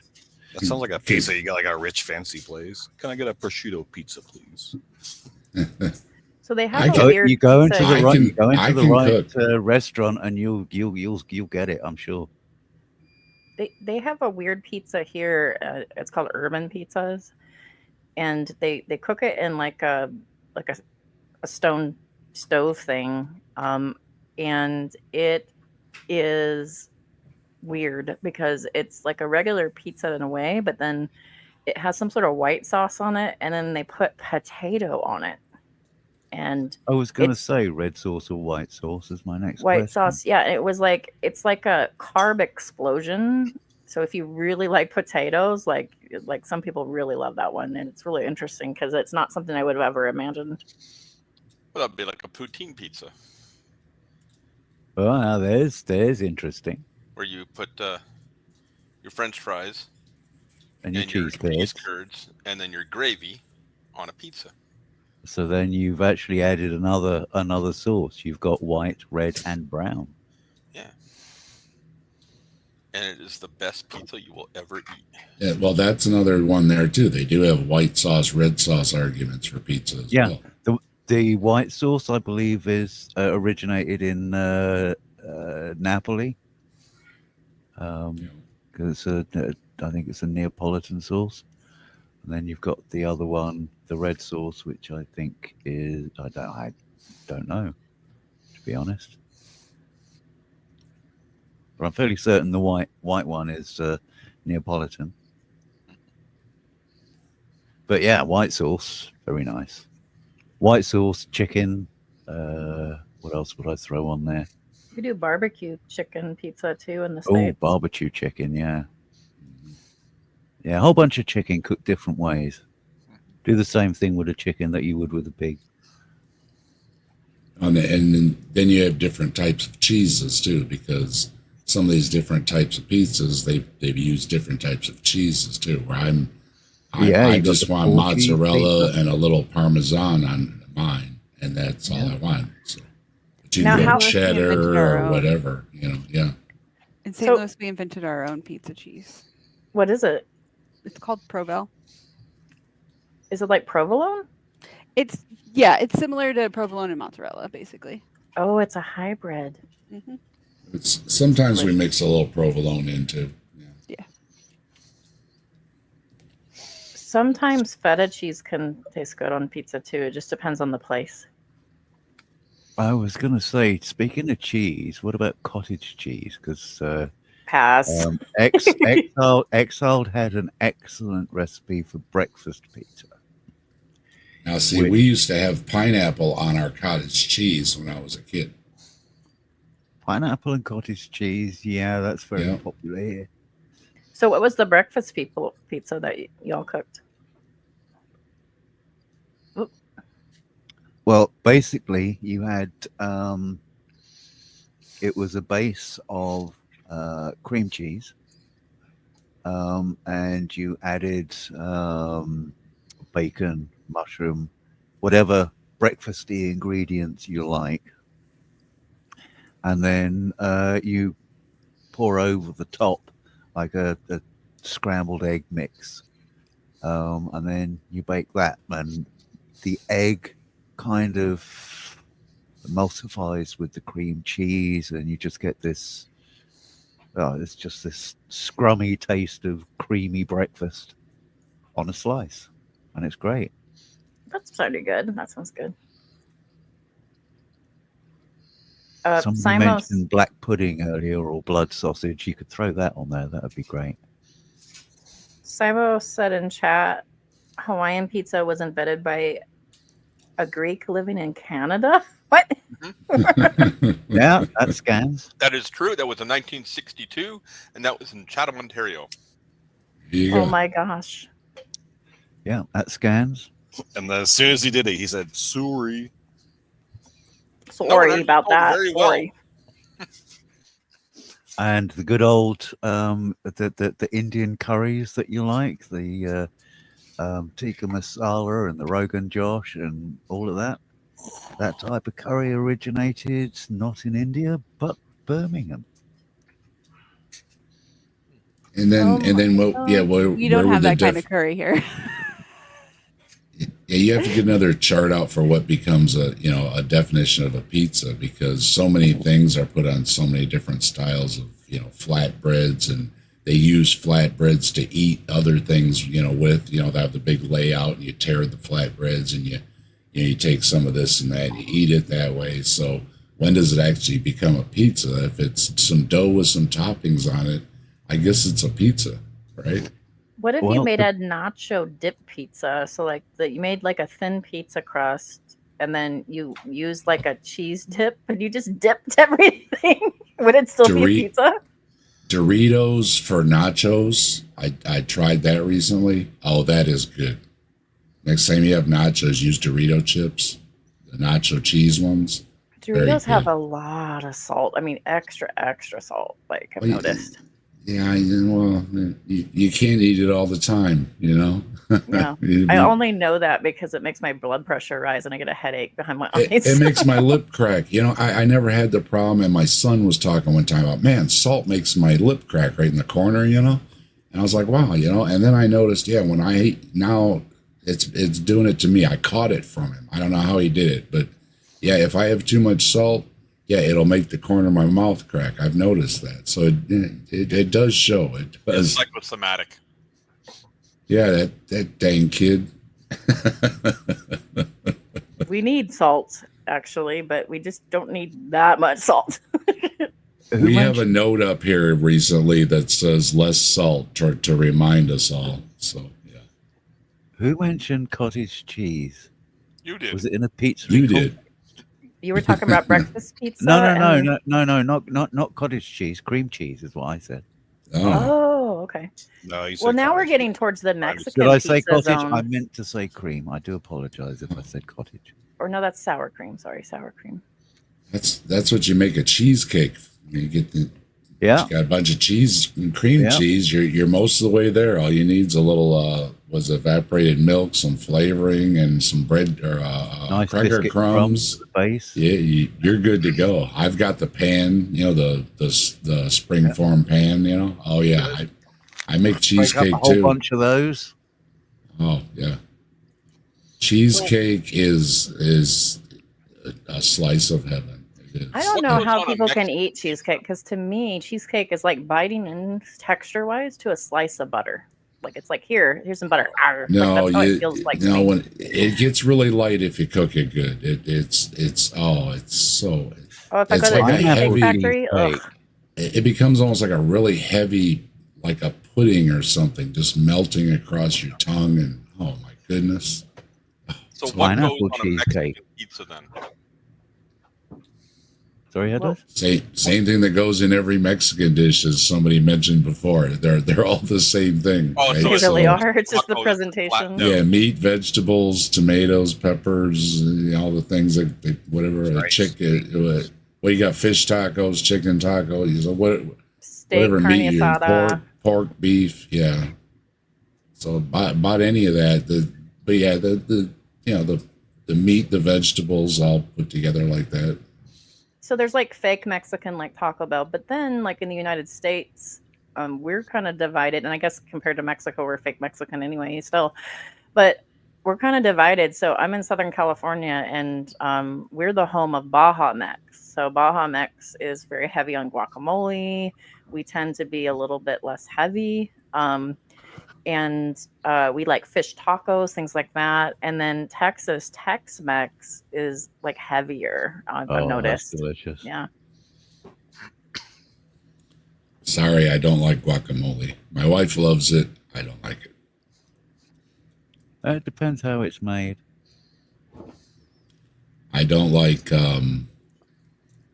what's the Mexican parsley? Cilantro. Cilantro. Yeah. Oh, I'm one of those people that it just tastes horrid in my mouth. We call I it can't do something it. different. Trying to think what it is. Pile that Cilantro? all over it. Yeah, cilantro, and it's just like, oh, I can't. You can't eat. I can't pick it out. You know what I mean? It'll just taint the whole dish. Yeah, you're Straight one of those people that tastes like cilantro. soap. Yep, it's It horrendous. It's like, tastes- oh man, oh what'd you put in my food? Well, let me see if it tastes this way to you. I'm interested because our taste buds are always different in perception. But Yep. straight cilantro without anything, to me, and I don't like straight cilantro. It tastes like black licorice to me. Isn't that weird? No, I love parsley. I even grow parsley in my garden. I love fresh parsley. It's so talking about smell and everything. It smells so green. Wait, how can you love? Wait, how can And you I love love fresh parsley. I love parsley, but the cilantro has something in it that triggers certain people's taste glands, taste sense or whatever. And I'm one of those people. It just, it tastes kind of like soap in your mouth. It's just I'm the same. like with what, cardamom. like if somebody put soap all over your food and you thought it was salad dressing, and you just took a big bite and you said, "Oh," you know what I mean? Ugh, what's on my food? Yeah, it's awful. I got a similar reaction with cardamom seeds, particularly the ones that you can bite into. I bite into one of those and immediately my entire mouth just explodes with "Get this shit out of me." Yep, it is. But see, though, I just substitute regular parsley, right? And Italian parsley I like too. I like a bunch of different ones. Yeah, but the cilantro over is here different. called coriander. Yeah, and there's one dish that I've had it in and it works. You have to use it fresh, and it goes well in carrot soup. Carrot and coriander. It is the two flavors actually complement each other. Well, I'm a huge basil fan too. I'm a huge basil fan. Yep. Basil. Yeah, I'm not. What a real does it all fan of mean, basil? Basil. Oh, talking of which, I was watching something on YouTube the other week, and it was about Faulty Towers, and it had to be an AI or something, or I don't know, it's whatever. But they called him Basil Faulty, and I nearly punched the screen. Basil Faulty. So if I said Basil Rathbone instead of Basil, you'd be pretty upset, huh? It doesn't work for Basil Rathbone either, but I wouldn't be as upset because Basil Faulty is somewhat of a British, what's the word, icon. Yeah, well, Brian, you started it. I did. Yes, I did. You invaded Poland. We also invented Israel. What's your point? You also invented Jordan. I'm We just did that saying. as And well. the Jordanian people are Yep, the same yep. as the Palestinian We people. did They're all the of same that. people group, by the way. Yeah, we did all of that. Your point is? And then it used to be Transjordan all the way across. And then it turned into Transjordan and Palestine. And then it turned into Jordan and Palestine. Yeah, we were pretty involved in the building of the Suez Canal, if I remember rightly. Yeah, you got to remember the other half of it was French. So Well, that's why only half of it works. yeah, there you go. You know what? Same with Super. Israel as well, right? You know There what you super go. didn't work out for colonialism? China. You guys got crushed. Yeah, you see, Hong Kong, we fucked up there. Sorry, that was not supposed to kill the conversation. I apologize. That was just trailed off. Yep, you sure did. Right, Just there go you borrow go. it. Just go borrow go. it. That's what you just borrow it. Yeah, It'll be what all do, you, good. what do you think? What do you think? What would be the thing if they introduced pizza into the Middle East as a dish? Do you think the situation would be better or worse? Is there pineapple on it? I would say one half would say yes and one half would say no. It would just Well- increase the war. Yeah, It is a basically. good source of energy, so Here's It what would I've be noticed about nutritious. Middle Easterners that I know in pizza. None of them like pineapple on it. I'm just saying. Interesting. Yeah. I Yeah, wonder let's- how let's they not go feel about overboard, right? cheese, Pineapple sticks. Yeah, no, like you see that was the thing. I know BS said it was a 70s thing, and it probably was because it's probably the first time that I tasted it. But I love raw cheese with pineapple. Raw cheese. Well, I mean, As in not cooked. as in not cooked. Yeah, Milk- I don't like milk and magic. I pineapple. don't like cooked cheese. Cheese right off the Pineapple. bone. Oh, so you don't put the pineapple ring with the cheese and then melt the cheese. You want the solid Oh God, cheese no, off the block, right? Yeah, Still Yeah, want yeah. to hear it mooing, headless. fruit and cheese platters are a thing. You know, Yeah. you have the cheese and the fruit together. Yeah. cheese and grapes, cheese and apple. Yeah, Yeah. Love yeah, them. it all works. As long as you don't cook the damn stuff. Simos, can you highlight Missing Maud's last Yeah, thing? too much Then moisture. ask her Oh, how yeah, she knows certainly. that. Ask her how she If- knows that. Missing Bod says if you have a pineapple in your front yard, in some areas that means you're a swinger. I don't think it's pineapple. No, it wasn't. It was pretty sure pampas it's not. grass. Pampas grass. Yeah, Yes, you're we had confusing this pineapple with conversation the pampas other week. grass. And they used It's definitely a pineapple. It's Yes. like a pineapple lawn Darn it. ornament if it's upside down. Yeah. I have a question. So there was a person in my old neighborhood that had a giant peep, like the candy, a giant peep with Mardi Gras beads in front of their house. And I was wondering, would that be a swinger house? Like, what is that? Either that or they're huge fans of Easter. I don't kink shame. I Well, don't Easter see is any a reason why they holiday, holiday, right? swingers, but I You'd don't probably know find that there's a that's perpetual egg hunt going on in the back garden. Sorry, backyard. Back door. I mean, yard.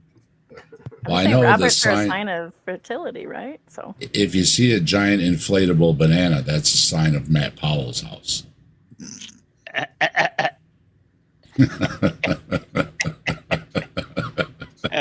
dear. For those who know the joke. Honestly, Hillary Simos says said my it's swingers, but a specific age range. so 60 and above. Yeah. Ew. Yeah. Boomers But and early but Gen X. peeps are, I don't know. But to knee braces or something. In the knee brace. So Simos, I was going to suggest, like, it might be even faster to like reverse engineer the conversation and ask, what is pineapple mandatory in? Is there any dishes that you just got to have pineapple in? I can think of a number of Kebabs? cocktails.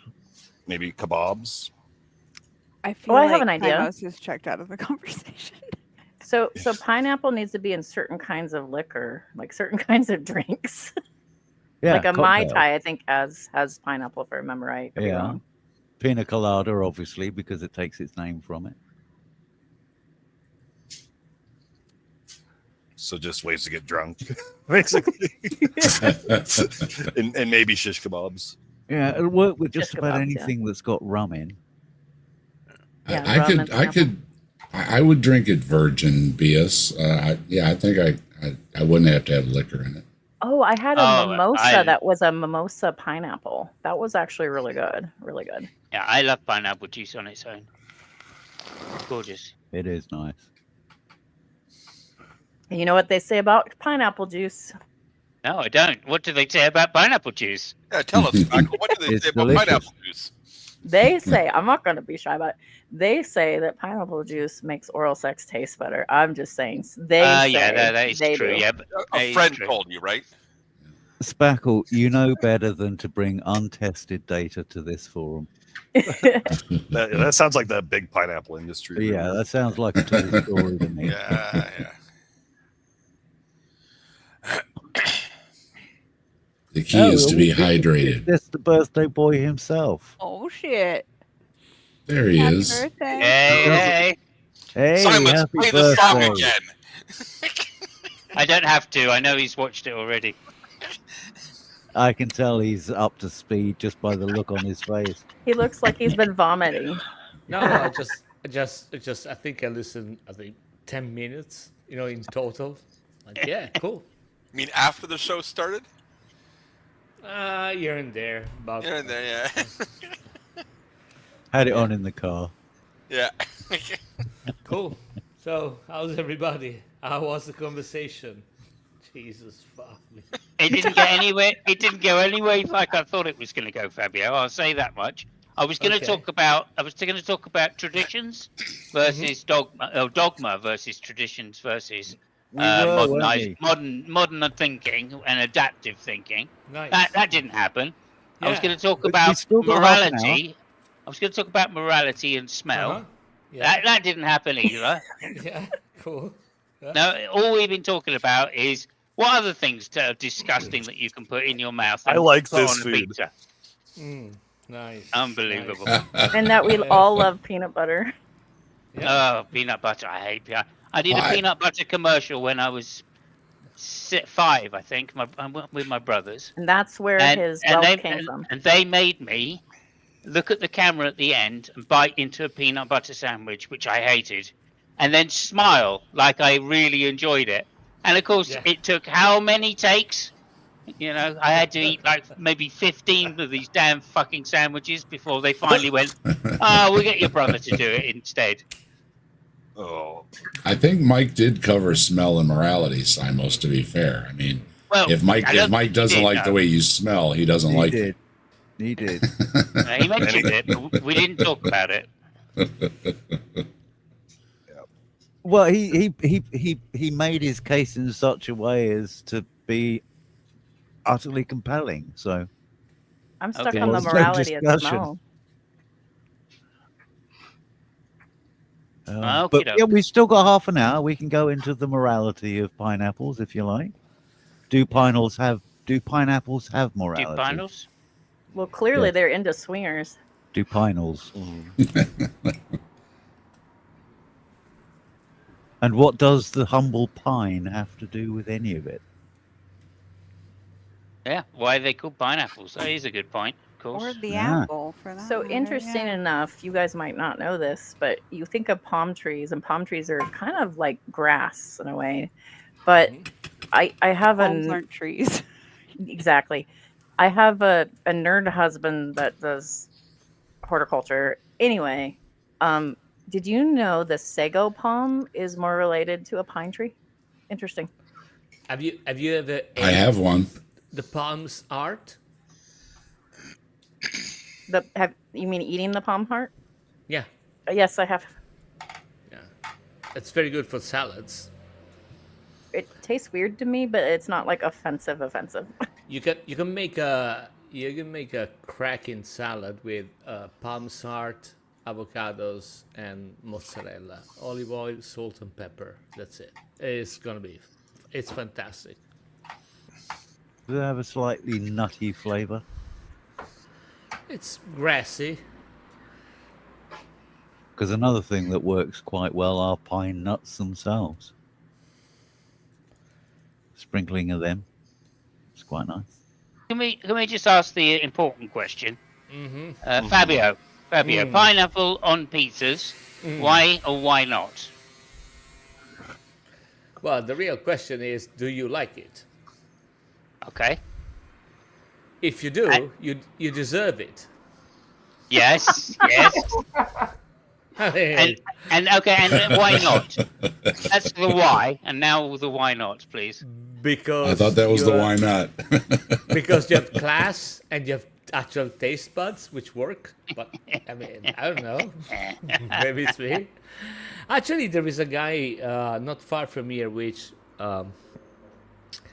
he he makes a pizza with some sort of pineapple on top of it, but it's I mean, it has nothing to do with what you think about, because the pineapple is more like a foam, and he also put a sauce made with vermouth and quinoa. Yeah, it's very weird, but it works.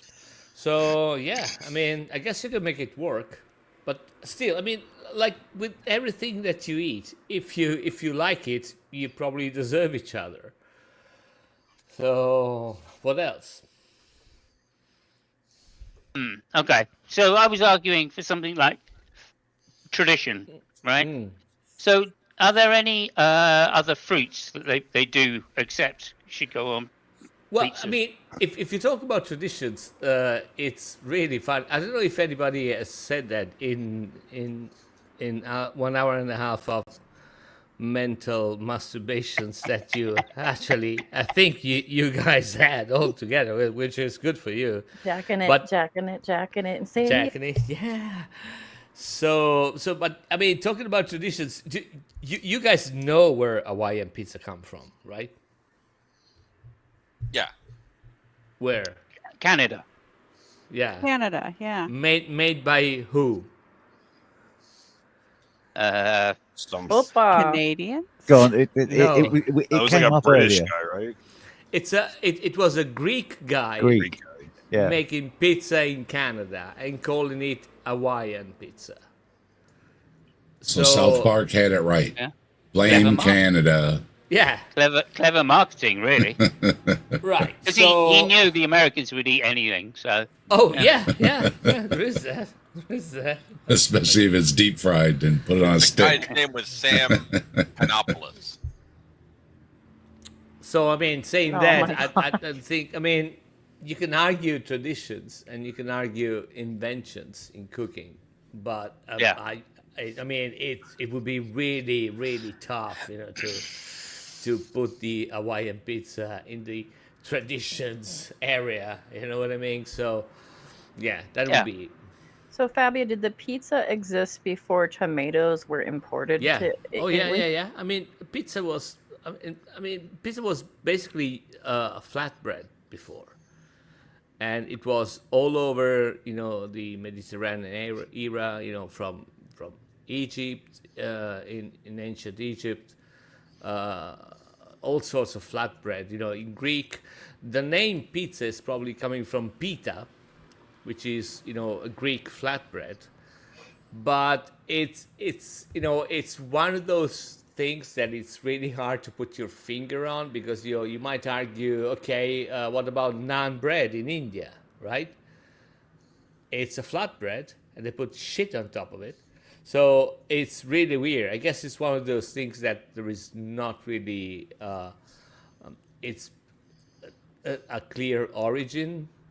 You can kind of sort of point out where the pizza, like we know now, was born, and that was definitely in the Naples area, stuff like that. So we're talking about Mediterranean, Middle Eastern, and then within those subcultures, there's going to be a preference on how you make it. Yeah. Okay. So let me say. So the great grandfather of the pizza, came from all over the world, right? And then something a little bit more similar to the pizza, that you can point out to a more specific area. So I would argue. And yeah, I mean, originally there was no tomato, of course, because tomato didn't exist. I think the first tomato on pizza was in the 1800s, 1700s, stuff like that, and it wasn't really welcomed. Because it was kind of weird, something strange. So you're saying back then they had fights over, do tomatoes belong on a pizza? I mean, they are a fruit. Well, no, Yeah. okay. So here's the funny thing: that they didn't have fights. Slippery at all. slope. They're also wet. There were no fights at A lot all of moisture. because pizza was something that the poor people ate. So there were really no fights on what to put on it. You know, everything. I mean, the fact that you had it and you kind of eat it was good enough. So I mean, there was really no room for fight. Did the so nobles in eat fact, pizza? so in fact, traditionally, anything goes on a pizza because if you're poor, you put what you've got, not what you want. Just put it on. Thank you. Yeah. For it. It Well- may be When the most did- culturally diverse food in the world. And Well, tomatoes did, to tomato sauce is a distinction, BS, because the sauce has been cooked down some, so it's reduced the moisture. And you have to be careful about how much sauce you put on your pizza. Too. That is only partially true, because so people cook the sauce that they put on pizza because they use shitty tomatoes, and you cook it in order to bring it down the acidity of the tomato, and that's why Yeah. people put sugar in the tomato, that all that kind of shit that tomato they don't need if you get a proper one. Yeah, You know, it's always really hard though to always get good tomatoes, ready and in season. I mean, would I- definitely go with the fresh ones. Oh yeah, Yeah, I mean, absolutely. I don't like raw tomatoes, but my wife do, and and if you eat a proper tomato, it is sweet, so you don't need to put sugar in it. You put sugar when it's sold or processed, incorrectly or taken away, Out of a tin. which is not, well, out of the tin. It depends which tin you buy. I can Yeah. guarantee you can buy tins with proper tomatoes. So if the tomato is good, you don't cook the sauce. You put it on the pizza. The oven has to be blazing hot, like 450, 500 degrees centigrade, and the pizza has to cook for minutes, like 1 or 2 minutes. That's it. That's how you do the pizza. The secret of the pizza is the dough. This is where the tricky part comes in. It's not cooking the pizza. I mean, cooking the pizza is bullshit. It's the dough which is the magic. Is where the magic happens, and the dough has to be prepared and rest. I mean, a good dough takes a day to make. So if you, I mean, I've seen people saying, at like at 3 p.m. Oh, I'm making pizza tonight, so I'm making the dough. No, you're not making the dough. You're making something with flour and and water and salt, which is not really dough. It's kinda, but it's not dough. I just have What to do say you- that I takes Fabio more seriously because he says "cook the pizza." So he's a subject matter expert. Yeah, now. you're supposed to punch it down a couple of times and then refrigerate it, and so it slows it down. And there's this whole amount of a punch bit like downs to raising the a dough and child. everything. Now, some mean- people are very serious about it. Again, and it's they have their own way to do it. You know what I mean? I do it this way. I punch it down so many times, whatever they do, and to make their dough, and that's.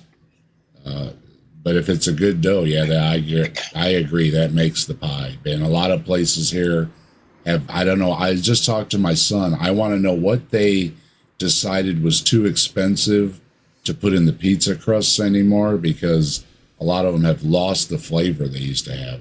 I think a lot of the big chains and stuff, whatever they're skimping on is the stuff that used to make it taste good. So you need to put it back in, and I'll give you an extra buck for the pie. Okay. A lot of the big chains are kind of weird. Like, here's a weird thing. We were talking about salt. Domino's Pizza, their crust tastes salty to me. Their crust does. That's weird.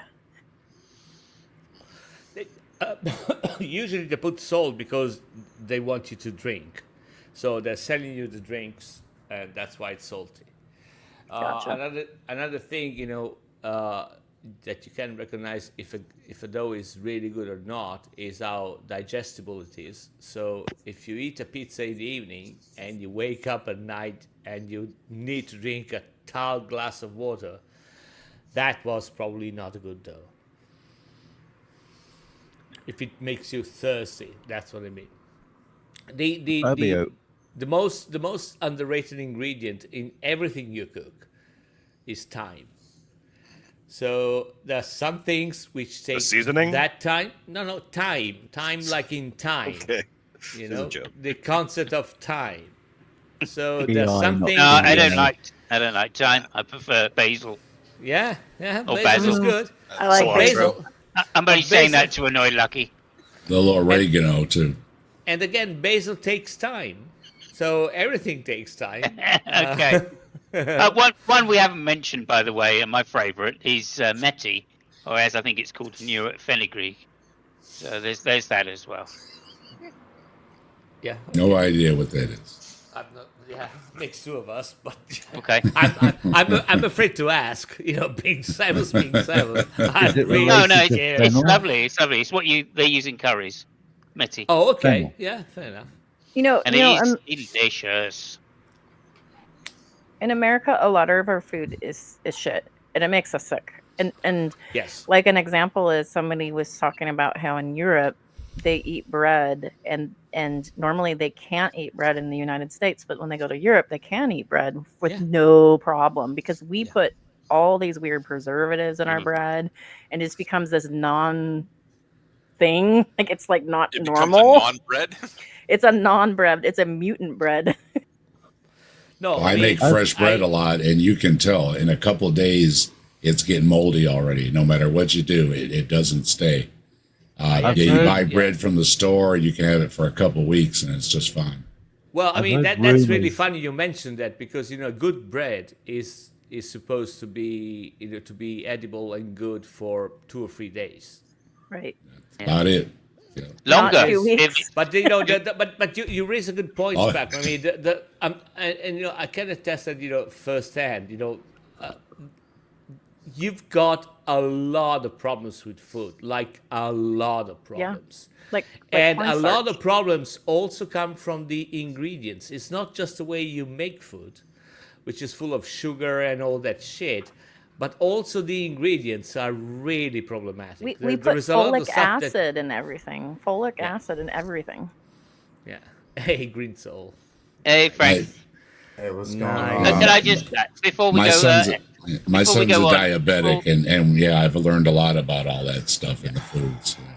Before we go on, Frank, pizza, pineapple. Where do you Oh no, stand? I put a whole bunch of pineapple on pizza, but I haven't had pizza in a while. So, but I used to actually eat a whole pie of pineapple pizza, but it depends on where you're getting it from because it's from Domino's.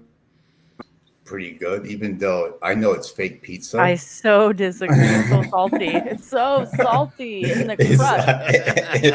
it's the fakest pizza, but I like it. No. okay. No, I'd still say Caesar's is faker. Well, Okay, we're good, going to yeah. go with Fabio's rule. You get the pizza you deserve. So, congratulations, Domino's. He likes salty. Salty pizza.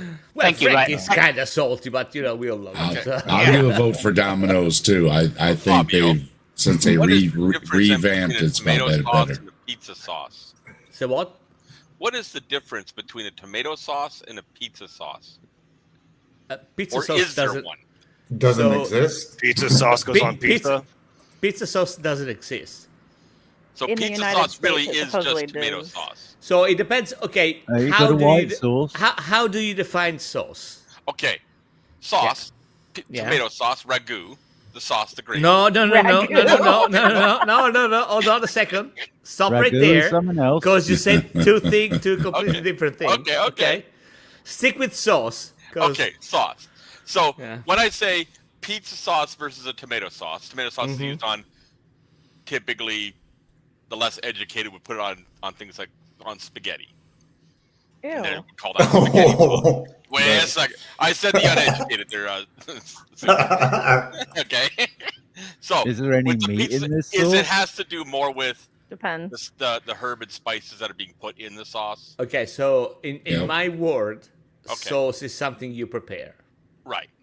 Right, so you got some ingredients. They go through some kind of process of cooking and stuff like that, and you get something different. Right. In as our I world, said- it comes in a jar. Yeah, as I said before, on pizza, you should only put crushed tomatoes, and that's it. Okay.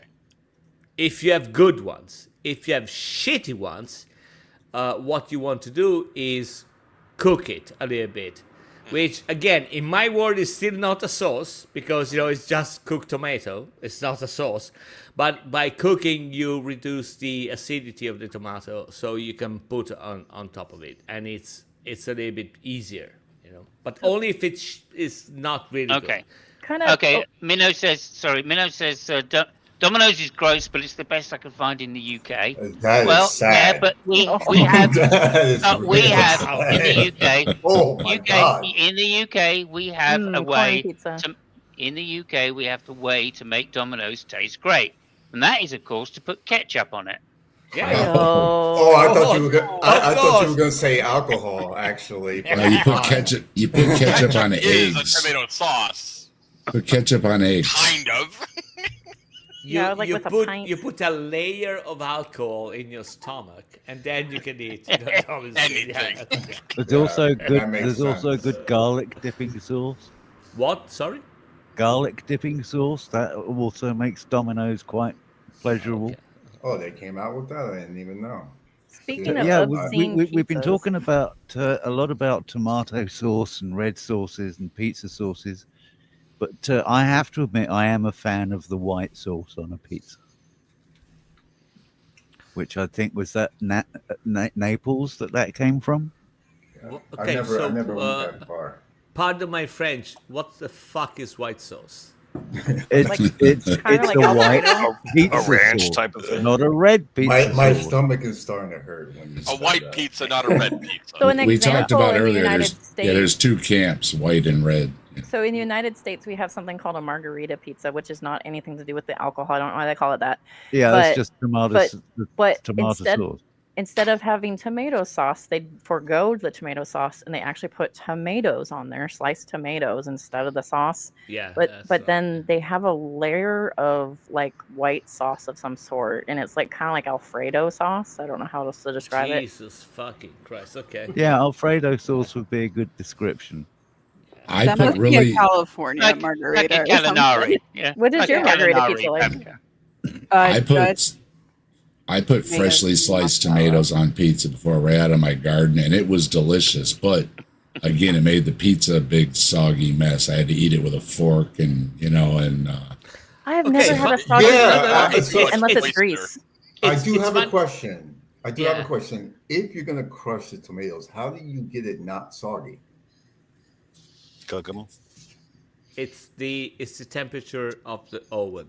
Well, Yeah. Dave grills his it pizzas. evaporates basically as the dough. And cooks. also keep Very in mind good. that that a pizza, Napolitan pizza, is kind of soggy in the middle.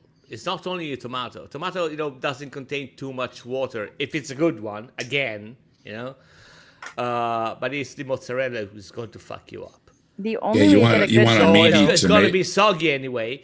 But Yeah. you raise a very interesting point, and granted, it hasn't happened to me too many times, but a few times that I had, American guys, coming to my places, let's go eat pizza, and they were blown the fuck away.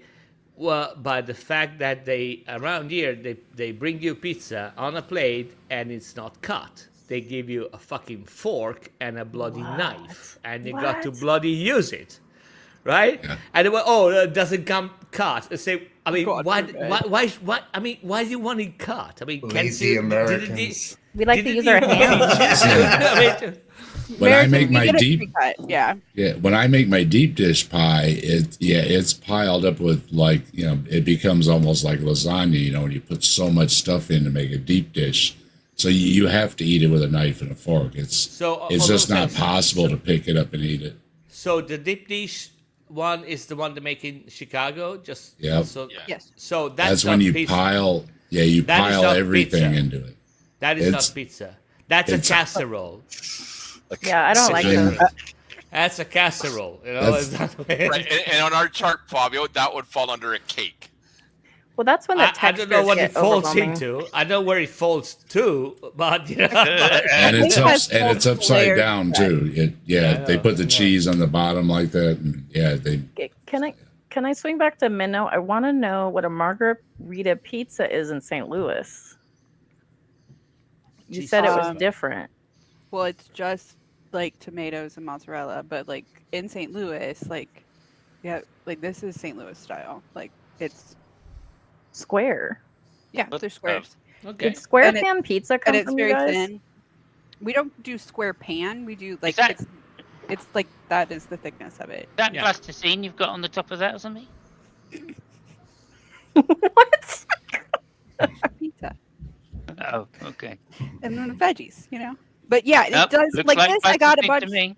I got a bunch looks of good. veggies on it, and like it does get soggy sometimes when you like overload it with veggies, which I do. So I'm in San Diego, and we have so many pizza places. So we have the generic Pizza Hut, Domino's, Little Caesars. We have all those. Papa John's. Papa John's, which is spicy. Papa John's is spicy for my taste. But the best pizzas are always like the mom and pop places. Like those are the better pizza joints, not the chains. I always have poppadoms with my curries. Yeah, Papa John's. That's where I came across the white sauces, the chicken supreme. Papa John's, very nice pizza. I was talking about his brother, Poppadom. Ooh. It's not his brother; it's his Indian cousin. Tilting Windmill says Round Table. Round Table is my favorite chain pizza. Round Table pizza by far. Yeah, I grew up spoiled. We had a small little place with the old pizza ovens, and you went up and had the real high counter, you know, and you went up, you said, I'm here for my pizza, and they'd slide you the pizza. And oh, they were so good. And yeah, it was like within walking distance of the house. Just a tiny little place, had like a couple little tables, and there was always the same people sitting back there talking, you know. And yeah, you just went in, and I always remember the high counter thing. And you got your pies, and they would be open late too. So it was like till 3 a.m. So they'd catch like, you know, after the bar crowd and everything too. So yeah, if you were hungry, you know, even at 2, 3 o'clock in the morning, there we were, go down the street. It was like, when we were getting them, they were $2.75. Then it went up to $3. But for $3, you got your own pizza. Nice. In the oven, just delicious. There's another chain pizza I like that's When hard you to. cook yours, Dave, when you do your pies, it depends. Do you use a stone oven or? It all depends what you're kind of making. If I'm making if I do it on the grill, I got the stones. So yeah, you get the stones good and hot. If I'm doing the deep dish, I put it in the oven because it has to cook a little bit longer than. That's a long time on the grill, otherwise. Fabio? The biggest issue in making pizza at home is that unless you have got a professional oven, common oven in a house, they are not hot enough, not even close. A good pizza oven should be, as I said before, in the 400 centigrade, 400 to 500 centigrade. It's going to be blazing hot. That's why so many places don't have the ovens and everything anymore. They don't meet codes, and they had to go to the roll-through styles, you know, so that they would meet code because those pizza ovens are so hot that a lot of places, unless you're grandfathered with them, they won't allow you to do them. Now, I have seen some places, what they do is they build it outside of their building. Of course, weather permitting, right? You can't do it in all climates, but they build it outside, and then they make the pizza. They have to physically leave their building, make the pizza, and then come back in and you serve it to the customer. And it has a lot to do with the fire code problems because they're so hot. That was really common even around here. I mean, wood oven were always built outside the house. It was usually in a hut, and usually what happened, you know, is small villages and stuff like that. You know, the people with more money usually they had a wood oven outside, and what happened was that the other people, you know, neighbors or, you know, people living in the village, they came and bring, you know, the dough, whatever the fuck, to be cooked in the oven of these persons, of these people.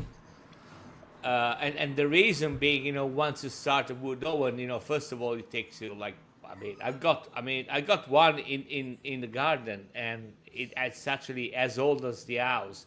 And the reason I know that story is because this house was built by my wife's grandfather, which, he had an oven, and people all around, they came, cooking bread and all that shit.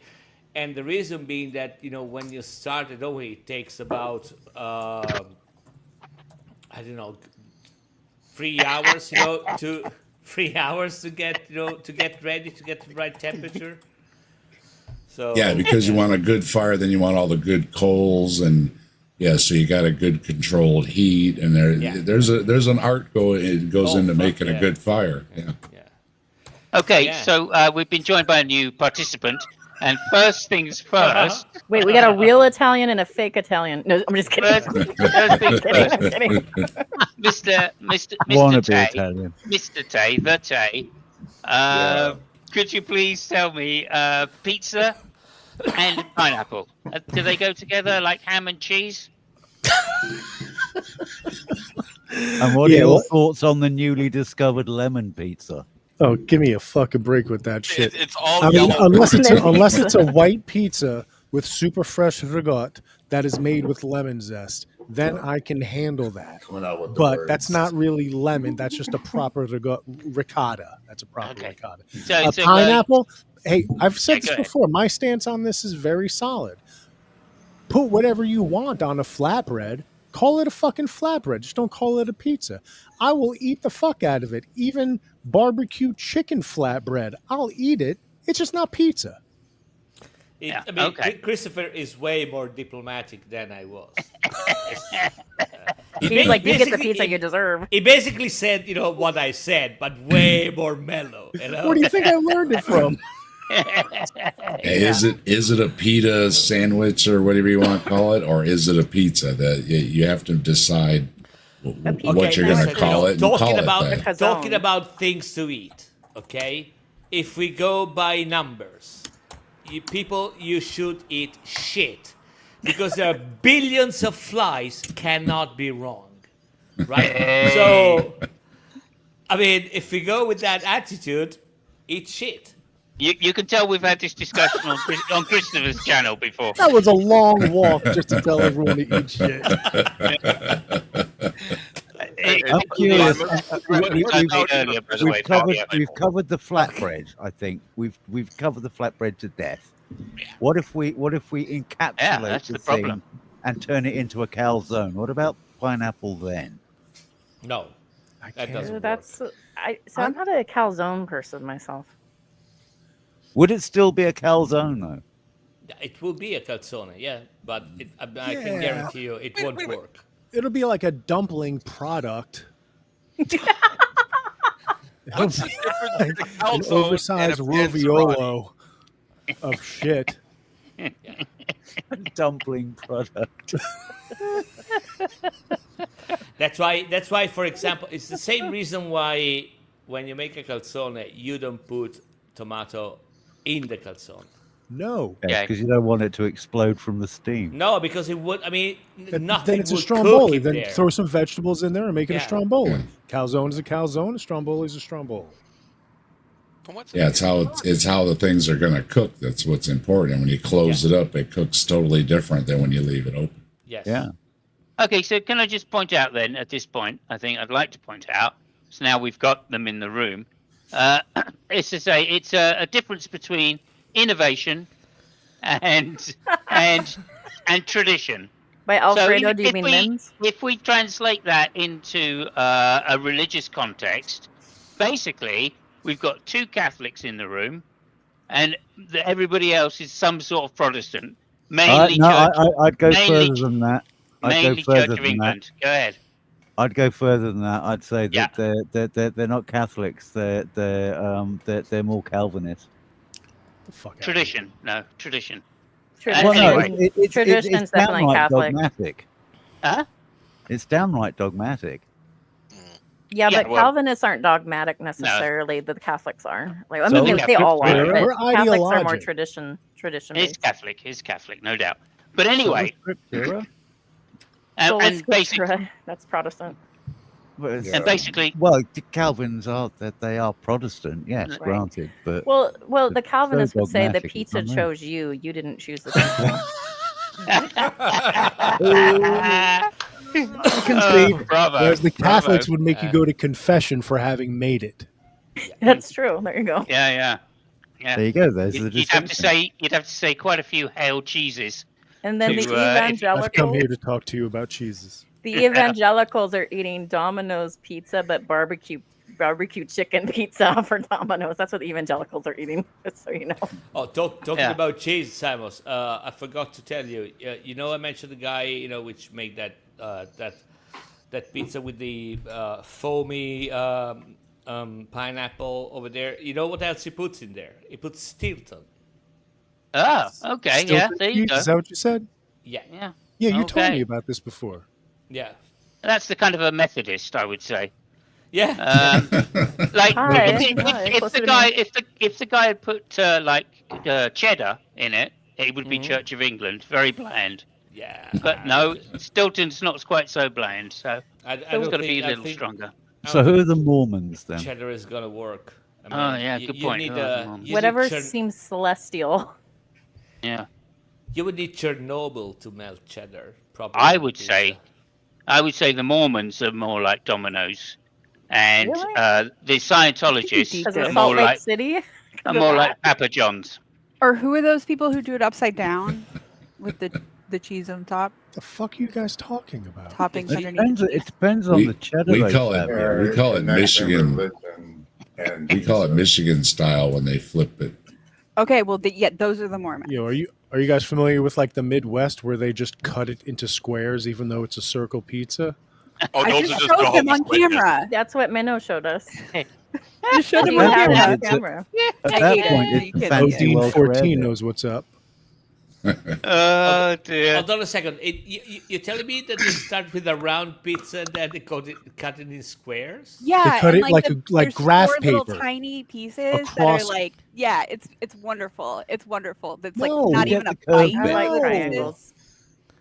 Yeah. Oh, the Mudigans. So, Minnow, that only makes sense if you start with a square pizza No, you start with Yeah. a and then round cut it into. pizza. No, and no. then You you start cut with a it round round pizza, patches. you cut it in half again, and you keep Well, then you're halving gonna have it. uneven pizzas, Okay. right? If like the pieces will be really uneven if you do squares, right? Yeah, they are. They're Yeah, there's going to be extremely round uneven. bits. You're And, gonna like, get a piece that's it's all great. crust. Somebody's gonna get Yes. screwed if you share it. Like you're like everybody No. one piece, and somebody's like, No. "But my piece is so No. small." You don't Everyone's gonna understand. touch it by touching Nobody the gets middle. One piece. Okay, so it is the thickness of a saltine cracker. Okay, and You keep saying it like it's a good largest thing. pieces- Yeah, I know. The it's largest ridiculous. pieces are like maybe 2.5 inches by 2 inches. Like, it wouldn't even necessarily be a square. You're just making it worse. You grab like 3 to 4 at a time. So Listen, if you are somebody who likes crust, you grab those crust pieces because it's all. you're crust. essentially asking Somebody who everybody doesn't like to crust, eat the grab middle of a middle piece 'cause Pop Tart there's first. No crust. Yeah. Yeah. Well, I'm thinking Oh, is the oh, brownie. it's Fabio, worse than I'm this, going to hand Fabio, you a it gets worse slice than of pizza, but it's going to Yeah. be a square from the middle of the pie. How do you feel about that? Well, what about Oh the my God, as a brownie kid, argument? I loved it. I hated Right? the crust when I was a kid, and like kids love it because they don't have they Okay. don't have to eat the crust. Those are the pizza bones. You eat those with There's- butter afterwards. No, There's the yeah. argument about the brownies too. Is it the edge pieces or the center pieces? That's Well, what I'm they saying. There's a big make debate about silicone that caps too. now so that everyone's a corner piece. It's just a serpentine There you go. design so that it's There all you go. corner pieces. What if we take like a biscuit cutter and we just make circle pizzas within the circle? Okay. Within Now a you're being circle, within a crazy. circle, within a The circle. outer ring's Now going to you're be getting bigger wild. than the middle one. You have to do You way put it more into a math. Venn diagram. And then you got Just all the a simple leftover pea radius. pieces. Simos, you there need the is- Venn diagram of pizza. Okay, Maudie. There Maudie, Yeah, listen. there is a chart. sorry. The There pizza's is a gotta be legend. round. Because when you take the piece out of the pizza, you grab the crust and you pull out. You don't touch the rest of it. right? So If it's just cut so you square, know, Minnow. everyone's hands are touching the middle. Pull That's out. Can you say that again without using the word pull out? Just so you know, Minnow, in ancient Greece, there were people they were put to death because they found out irrational numbers. If anybody tried to make square pieces out of a round pizza, they would have probably killed him, his family, and all his friends. Up to 2 generations. Well, in St. I mean, Louis- I'm just saying, I'm not saying that they should do it now, but that is what would happen in Greece. Are you telling us that that's how villages disappeared? This is witchcraft. Well, St. Louis made it, all right? I know. We survived as a city, and that's how we make our pizza, damn it. Yeah. These civilizations Right, were lost because they put pineapple on their pizza. I have to just say quickly that the misspelling in the thumbnail is quite deliberate, and that was for Fabio to make sure that he saw it and got annoyed enough to want to come in. So there we go. So thank you very much, Fabio, for really for noticing. Aunt Jer is very It was detailed, on brand. and poor Aunt Jer has to read some of the things that I write. I feel bad for you. Sorry.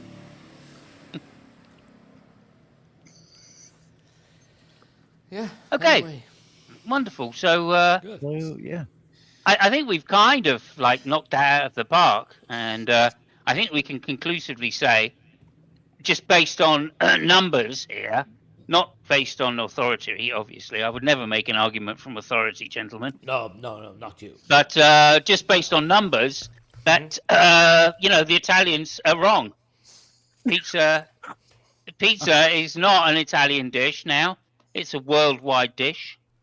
And What do you actually, mean now? What the fuck? Did you take it from us?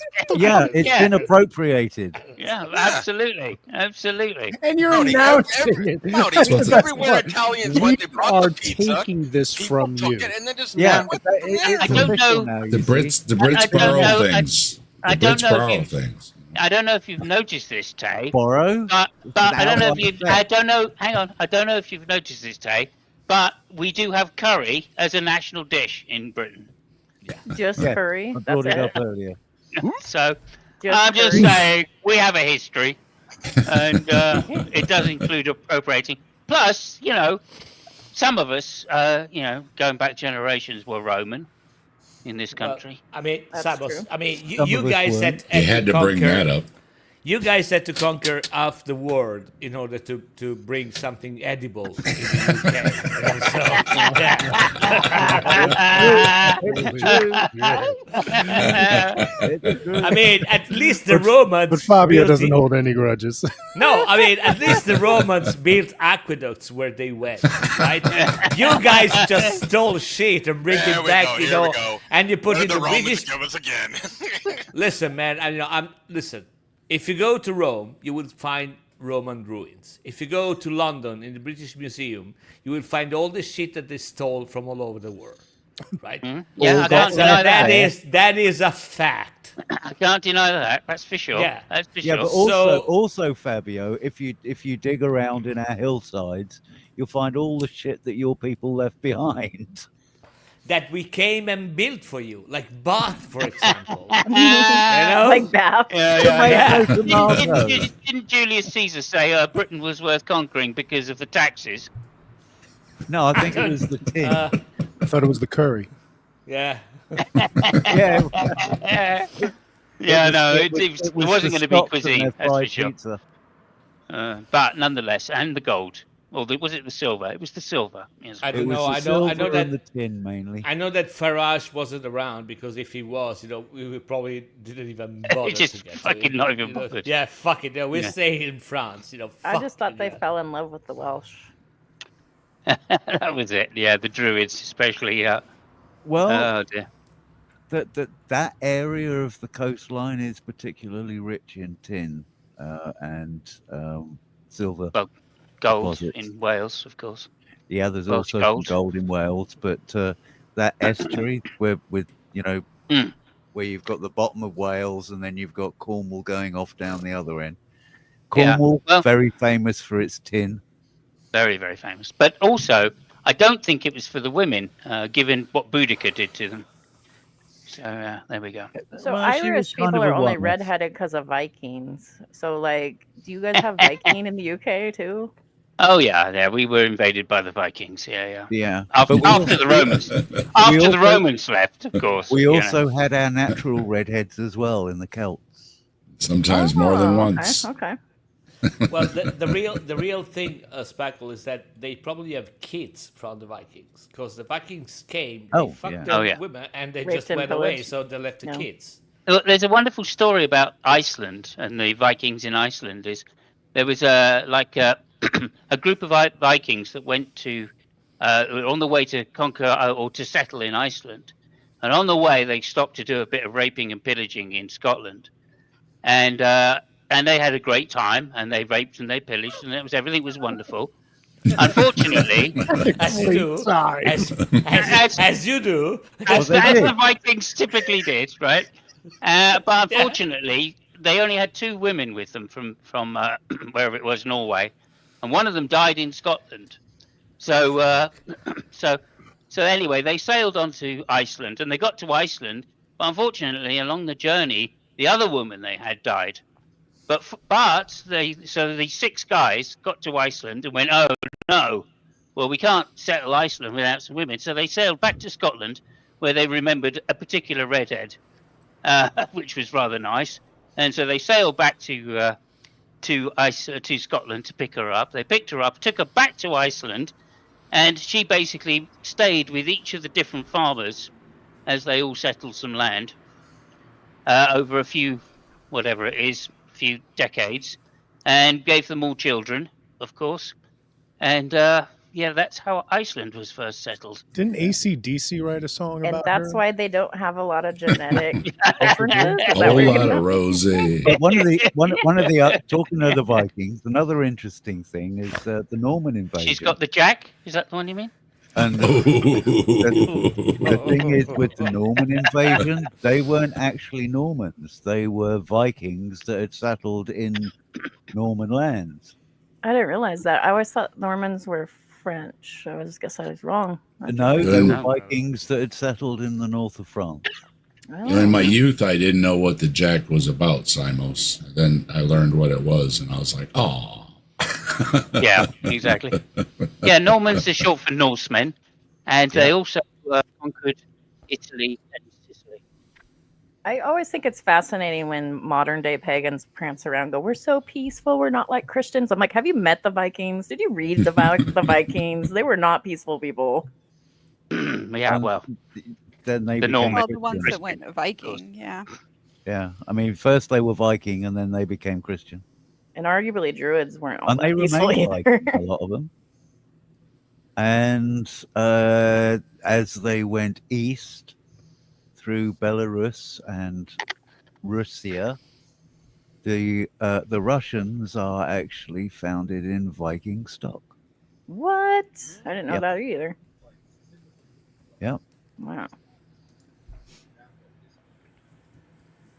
Yeah, also the Spanish as well. Of course, they conquered Spain down the west coast of Spain. Yeah, East they coast of did. Spain, I should Yeah, say. they did get down that And the far, yeah. Spanish made it to Ireland, and that's where you get, like, they call it Black Irish for some reason. I don't know why. And we know they made it into Rome. You know, just saying. Yeah. We also know they made it to the Middle East as well. Yeah. Everybody made it somewhere. Okay. Yeah. Yeah, but the Everybody- the Vikings kind of Especially the set the Irish. scene for the British Empire. If you read about it. Wherever somebody made it, the Vikings got there afterward and killed them. Yeah. Do you think we'll ever They even rise made it up? in Canada, apparently. Do you think we'll Oh, yeah. ever rise above warfare? Because I mean, we've just been doing it for centuries. Do you think we'll ever stop? No, Yeah, of it's course in we will. nature. And I don't think so. I'll fight you for it. I hope so. But USA is not doing very well at stopping that. By the way, Yeah. we're doing really bad. Yeah, no, there was a it'll great never happen. stat that George Galloway came up with the other day, which is in the entire history of the United States, there's only been 6 years where they weren't at war with a foreign power. I really hate that about us. We've really, really industrialized war and made it a business, and it's really awful. Yeah. Oh, hello, Phantom, by the way. Phantom. There As are soon as- two very as soon good as- reasons why it's something that will never be expunged from our nature. And those reasons are population and resources. Soon as the USA paid off all their debts to other countries for independence and everything, and all the wars, and we had a civil war and went back into debt again, and we've been there ever since. So, and you've Oh been yeah. with I mean, arms sales. I've heard about your civil war, and this is where the Declaration of Independence was written, isn't it? No, you're teasing. That's right. You do that. Well, according to your our first president, civil yeah, war, really. The sad thing is, he's a little confused. He's a little confused. Yeah, somebody's thinking that. So yeah, I've seen enough revolution, I've seen enough videos where they go around asking Americans like history questions, and they say who was the who fought the Civil War, and they go, oh, was it the British? Yeah. It doesn't matter. It doesn't matter. Yes, it does America- matter. One's factual, one's No. not. America number one, baby. USA number one. That's all I care about. America first. Headless America people first. burnt down the White House. And Frank, as I said before, as with pizza, if you like it, you deserve it. And I love it. I think that's the takeaway of the whole evening, Fabio. You get the pizza you deserve.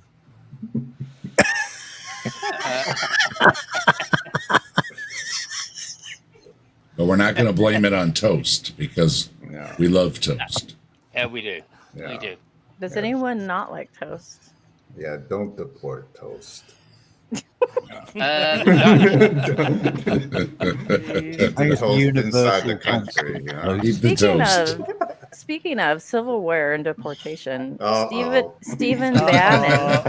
Let me You finish started it.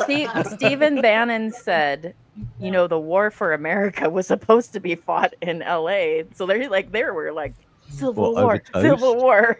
Like what? LA has always been at war. That place never stopped. It's Over Hollywood, toast. baby. Who's that in the background? I'm sorry. I don't know. Who's is it EJ? Somebody's watching something. Nothing here. Okay. Okay. Headless is unmuted. Are you watching TV? No, I'm not watching anything. It was probably me. You. Oh, good goodness. Somebody zipper? See, this is why we can't take you seriously. Because you're not invested in the conversation, Chris. Listen, I'm as invested as I absolutely need to be. Yeah. Right. You said the same thing about lemon bars. No, I did not. I was not that nice to lemon bars. Absolutely. Speaking of which, Speaking of just which, go- what? I'm just Speaking gonna of have a what? cup of tea and my lemon slices, just to be, Lemon slices are fine. What if Lemon you put slice is fine. Lemonade is fine. Lemon But a sherbet. lemon slice is a bar of lemon. So I made No, some it's the mahi mahi and I curd. put a lemon sauce on it. Is that You're okay? What's wrong with joking. lemon curd? No, Why can't are you do lemon hating on the sauces curd? either. Oh, it's not No, approved. lemon On mahi curd makes mahi, me it's not wanna- approved.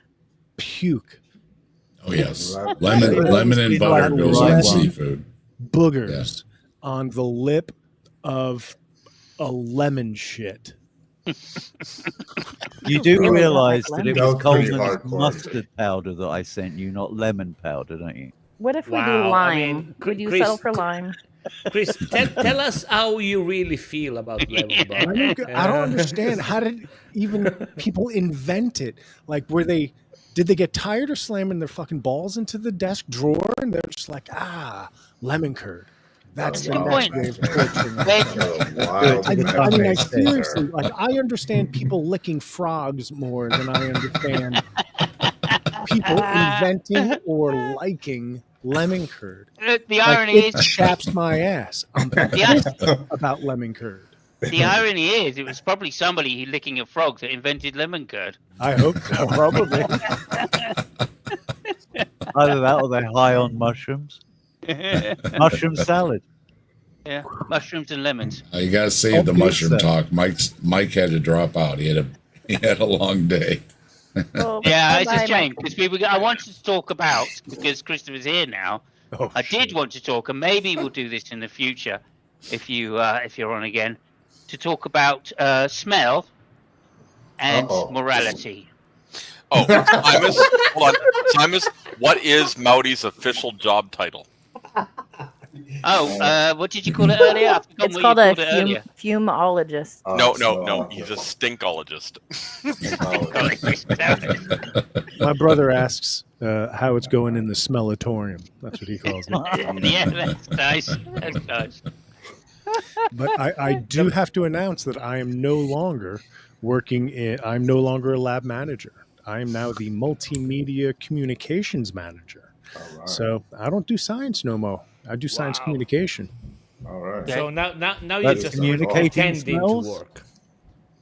That's now Fabio. You figured it out, man. Yeah. I am old enough and have been at this job long enough that I get paid a little bit more to do a little bit Good less. for you. Good for you. Have you Great. heard about?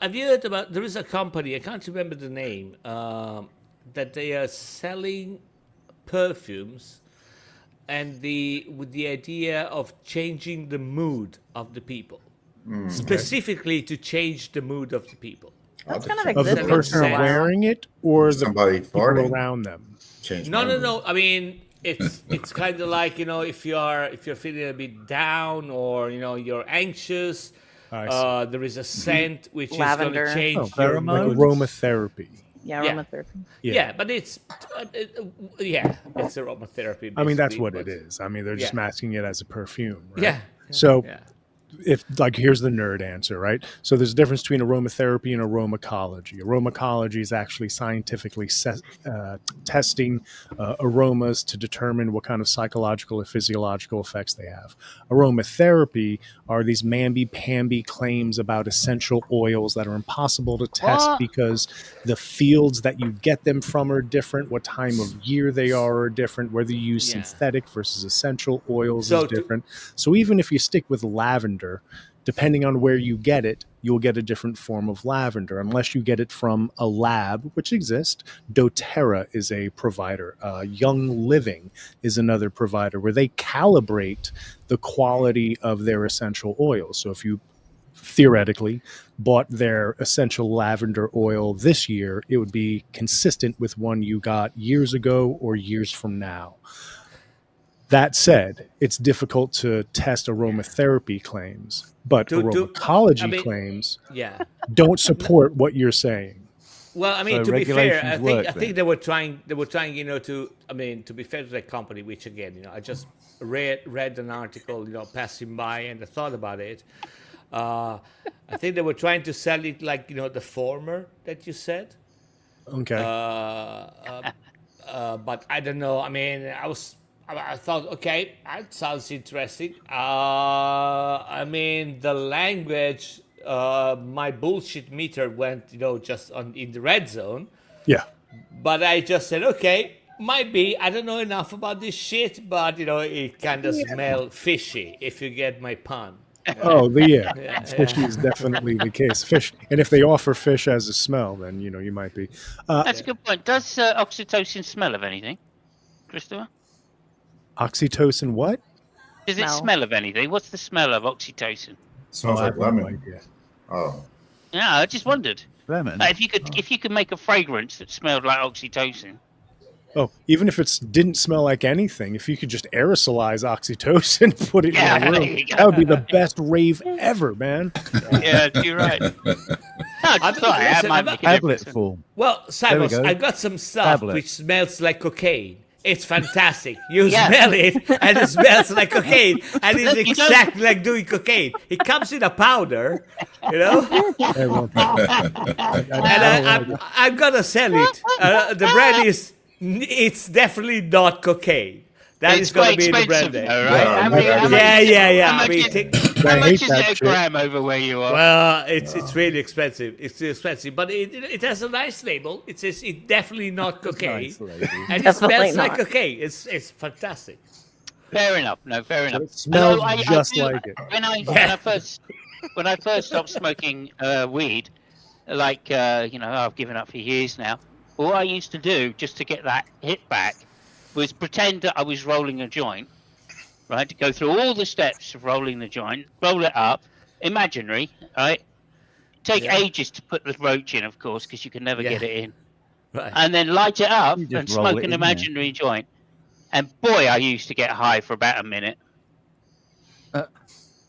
Associative learning. Wow. Yeah, there you go. Can I respond to Aunt Jer? Aunt Jer says that yeah, sorry. lavender is the herpes of scents. I just want to Oh, add to that's that and say, disgusting. if that's the herpes of scents, then vanilla bean is the gonorrhea of scents. Whoa, hey, what's So going on? lavender keeps reoccurring. Well, I You mean, get why the outbreak hate of for lavender? vanilla? Yeah. Love it. Vanilla beans. So here in the United States, I don't know how it is elsewhere, but people like to put vanilla bean just randomly in lotions, and it smells not great on most people. It really doesn't. I don't know. Vanilla? It's like stomach turning. America's fascinated with vanilla. Vanilla is in almost all of our products, even products that aren't meant to be vanilla, like mint gum. It just exists in everything. Yeah. It's We love the probably vanilla. why you don't like it, because it's everywhere. Personally, I Ironic- quite like the smell of vanilla. It I- smells ironically, sometimes really though, bad with some people's skin for some reason. Ironically, though, because it's America, it's probably not in vanilla ice cream, is it? They probably substituted Probably it not. for something much Oh, cheaper. honey. I'm sorry. This is the one place where America's got it on you guys. Like, Is it? times Is it- 10. Is Y'all it the do vanilla not scent? know how to do ice cream in the UK. Isn't the Sorry. vanilla scent made True, by a true, gland I- in the I asshole agree. of some animal? Yeah, Yeah. No, it it's comes from a adjacent to the bean. asshole of a beaver. Isn't it a rat? Comes from the asshole of a bean. Oh, it's a bean. Duh. Beavers are That's pretty right. stinky. Well, I mean, the dude we should know the answer is laughing, and it's not Simos. So But Musk. You put- Musk Yeah. is a fragrance from Musk, that's what you're civic thinking land. of. Musk okay, is Musk. such an Yeah. ugly Fair word. enough. Every time I Diabolic smell- scraping. Only That's when it's what they are. diluted to like 1 part per million, because raw, it smells Yeah. horrible. Well, Yeah, that's that's why you a never, castle, that's why I you would never think, but scrape yeah. the back yourself. Excrete a gland from the Makes my- butthole. You put the vanilla beans in vodka. That's where alcohol is key to baking, right there. Yeah, yeah. Yeah, you steep it in the vodka, and that makes your That flavoring. makes your vanilla That makes effervescent. perfect extra. Makes your vanilla flavoring. Yep. Oh, dear. I've got some in the kitchen. Although there You know is what smell coffee. like- Now you're making me think. You know about the coffee that is made out of like Ah, monkey turd yes. or cat civet turds, right? Yes. So because It's- I think it's civets, Yeah, Some yeah. form of because monkey, they yeah. know when the coffee beans are the most ripe, and Yeah. they don't digest the actual bean; they just digest the fruit around it. So Yeah. people It's go actually around. super. And It's actually super expensive as a coffee. it's very Yeah. expensive. Yeah. Yeah, I Yeah. think it is the most expensive. Maoni, Well, listen, Yeah. okay. Amazing. you gotta pay someone to go around and pick up cat shit. Well, to Well, be fair, no. anything, To be anything, fair, anything made by assholes is bound to be expensive. but there's also the fact that I understand it's really expensive because you got to find somebody which actually shits coffee beans, So yeah, I mean, mushrooms are grown in shit. Just saying. Very true. well, I just not- wouldn't want to I work mean, in that Not factory. all of them. What the fuck? I mean, what the fuck kind of mushrooms do you have in the U.S.? Jesus fucking Christ! I mean, I told you we eat weird food here. It's Frankenstein stuff. Yeah, I mean, magic mushrooms grow and shit, but like not. Ah, that'll okay, be why. listen, stop eating them. Jesus Christ! Man, Everybody knows really? the best. Everybody knows the best Hey. magic mushrooms come from sheep fields Or Fuck deer me, fields. side- or deer deer fields. fields. Where we Yeah. used to go. I never had mushrooms for like the first 30 years of my life. And I will say I did like a mushroom cleanse about a year ago, where I like ate mushrooms like 3 times a day for 7 days. For And psychedelic reasons? I'm gonna say for therapeutic reasons. Or the It magic was ones. it was an intense experience. But yeah, like I don't really want to go through that again if I don't have to. Oh wow. Can you have a bad trip on mushrooms the way you can have a bad trip on acid? Yes. Yeah, of course you can. Yeah, it's psychological. Yeah. I never Yeah. did. Never had a bad experience. But I'm about to see Weird Al Yankovic in concert, and I got a bag of mushrooms, and Oh, I'm about to That's freaking.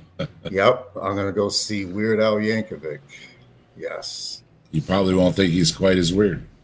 My friend used wow. mushrooms when we were in Vegas, and he said the statues and Caesars were watching him. That's cool. Mushrooms saw- bother my stomach personally, so I saw an prefer interview with, doing a tab. We used to boil them in alcohol, like Jack Daniels or something like that. Boil them in alcohol? Yeah, yeah. You put a whole bottle of Jack Daniels into a. You know a what heat cooking does pot. to alcohol, right? Again? You know what heat does to alcohol, right? I don't know. It evaporates. It it. So makes it whatever evaporate. you Oh, were yeah, left yeah, with that's was the right, most yeah. concentrated Yeah, that's it, that's the non-alcohol. shit. You burned up all the alcohol. Well, basically, you put a lid on the top of it. You put your mushrooms in. You put a lid on top. You heat it for a while. Simmer, not like boil the shit out of it or anything. Yeah. You just simmer it, and then all of the mushrooms cook, and all of the like THC or whatever it is. It's not THC. all of the acid goes into the psilocybin. alcohol. Then you can strain it off. Just drink the alcohol, and you don't taste the mushrooms, but you get a fucking great trip. And you can do the same thing with water. Yeah, probably, but like, we always I was a use bartender water. at the time, But and you I do. used to steal the alcohol, so it didn't make any difference. But, Simus also put Jack Daniels in his bong, so. yeah, I Now- did. now, Oh Simus, my if- God, vodka bombs! Oh yes, if, please. If you were to use your Jack Daniels trick and put an ounce of weed in there, Yeah. now you're talking, because it's alcohol soluble. I'm wondering what's in Mushroom, on the other Simos's hand, teacup now. You know, You just need the suspension. He knows what's up. Morphine. All right, gang. I wanted to pop in. Now I got to pop out. It was great seeing everybody. Good to see Yeah, you. you on too, to Jack, the next you one. too. Maudie, where very can much. we send you questions? Every Thursday, same time. Ooh. Yeah. I still have the the private Discord server that you're on, Headless. Okay, so we'll send you questions there because you made a video about wanting questions. Or you can put them in the comment section of that video. Okay. Right. Sorry. Why don't you join next Tuesday with the question you want to be asked, and you ask the questions to all the 'Cause I- superb I- gentlemen. Like about the bell of curve? Yeah. Because I never get a link for next Tuesday. I'm not talking to you, asshole. Oh. I'm talking to Chris. Jesus Christ. I mean, he was the one asking questions, not jeez. you. No, yeah, I'm Come not on. asking questions. No. Headless wants to Okay. ask me. No, a he was question asking about 4 things. questions. See? What are we saying right now? I'm so confused. What is happening? Headless is saying that you were asking 4 questions. I was asking for questions. I made a video asking for Right. questions about scientific racism. Yeah. Why don't you join next Thursday, and you ask the nice panel of really smart and brilliant people around here, Oh, they're everybody questions. but I- Headless. I see what Yeah. you're doing, Fabio. Yeah. I see what you're doing, buddy. I see. Okay. Yeah. All right. Yeah. Oh, okay. Joking it. Fabio is I know setting you up. miss me, and I miss you too. We Fabio. do. Yeah, I mean, it's been a rough patch, man. I'm proud. Really Tell rough. me. This last few years has been fucked up, man. Oh, Beyond brother. recognition. I I'm think sure we can Fabio treat is trying to stories. figure out if he's part of the 12%. Get What out is of the here. 12%? Of course he is. He's the whole 12%. I only love the 12% of Fabio that matters. All right, and on yeah. that note, I gotta It's just go. my dick. I know. I did not say that. I not did say say that. I did say that. Just the tip. Just the tip. Yeah. Okay. Okay. Thank you so much, Chris. Nice to see you. And love you all. every Thursday, of course, anytime you can make it. Wonderful. Okay. Should we just go around the room there and just talk about anything we want to as we finish up, I think. Yeah? Is that all right, everybody? Or has anybody got anything else they'd like to add? Excellent. You okay. piqued my Go ahead. It was a kind of a rhetorical question. Go ahead, Brian. Go ahead. I was started just to about to wonder what say the if- fuck is if- in your tea too. But yeah. if you got 30 seconds or something just to expound on your morality question, I think we'd all be interested. Oh right. Yeah, it's a bit of a big question. So Yeah. there's a few people. And he's actually too drunk to properly. No, play, I but don't. Yeah. No, I'm pretty teetotal these days, to be fair. But anyway, no, because all it is smell is the way that we tell whether we don't dislike something intensely, right? So we smell our food first, to see whether it's off. We can tell that smell if it's off, then we don't eat it because we think it might be bad for us. And so that is that feeling you get in your gut of disgust when something is smelling bad. And that disgust is a feeling which can be associated with moral disgust as well. And Okay, then so as there's soon as you can discuss something. Just kidding, sorry. Sounds disgusting. Basically, it's the othering of things through smell. well, it's the mechanism by which our brain works to have a distaste for something. Or to other it, yeah. That would also explain why people love to smell their own farts, but not the farts from anybody else.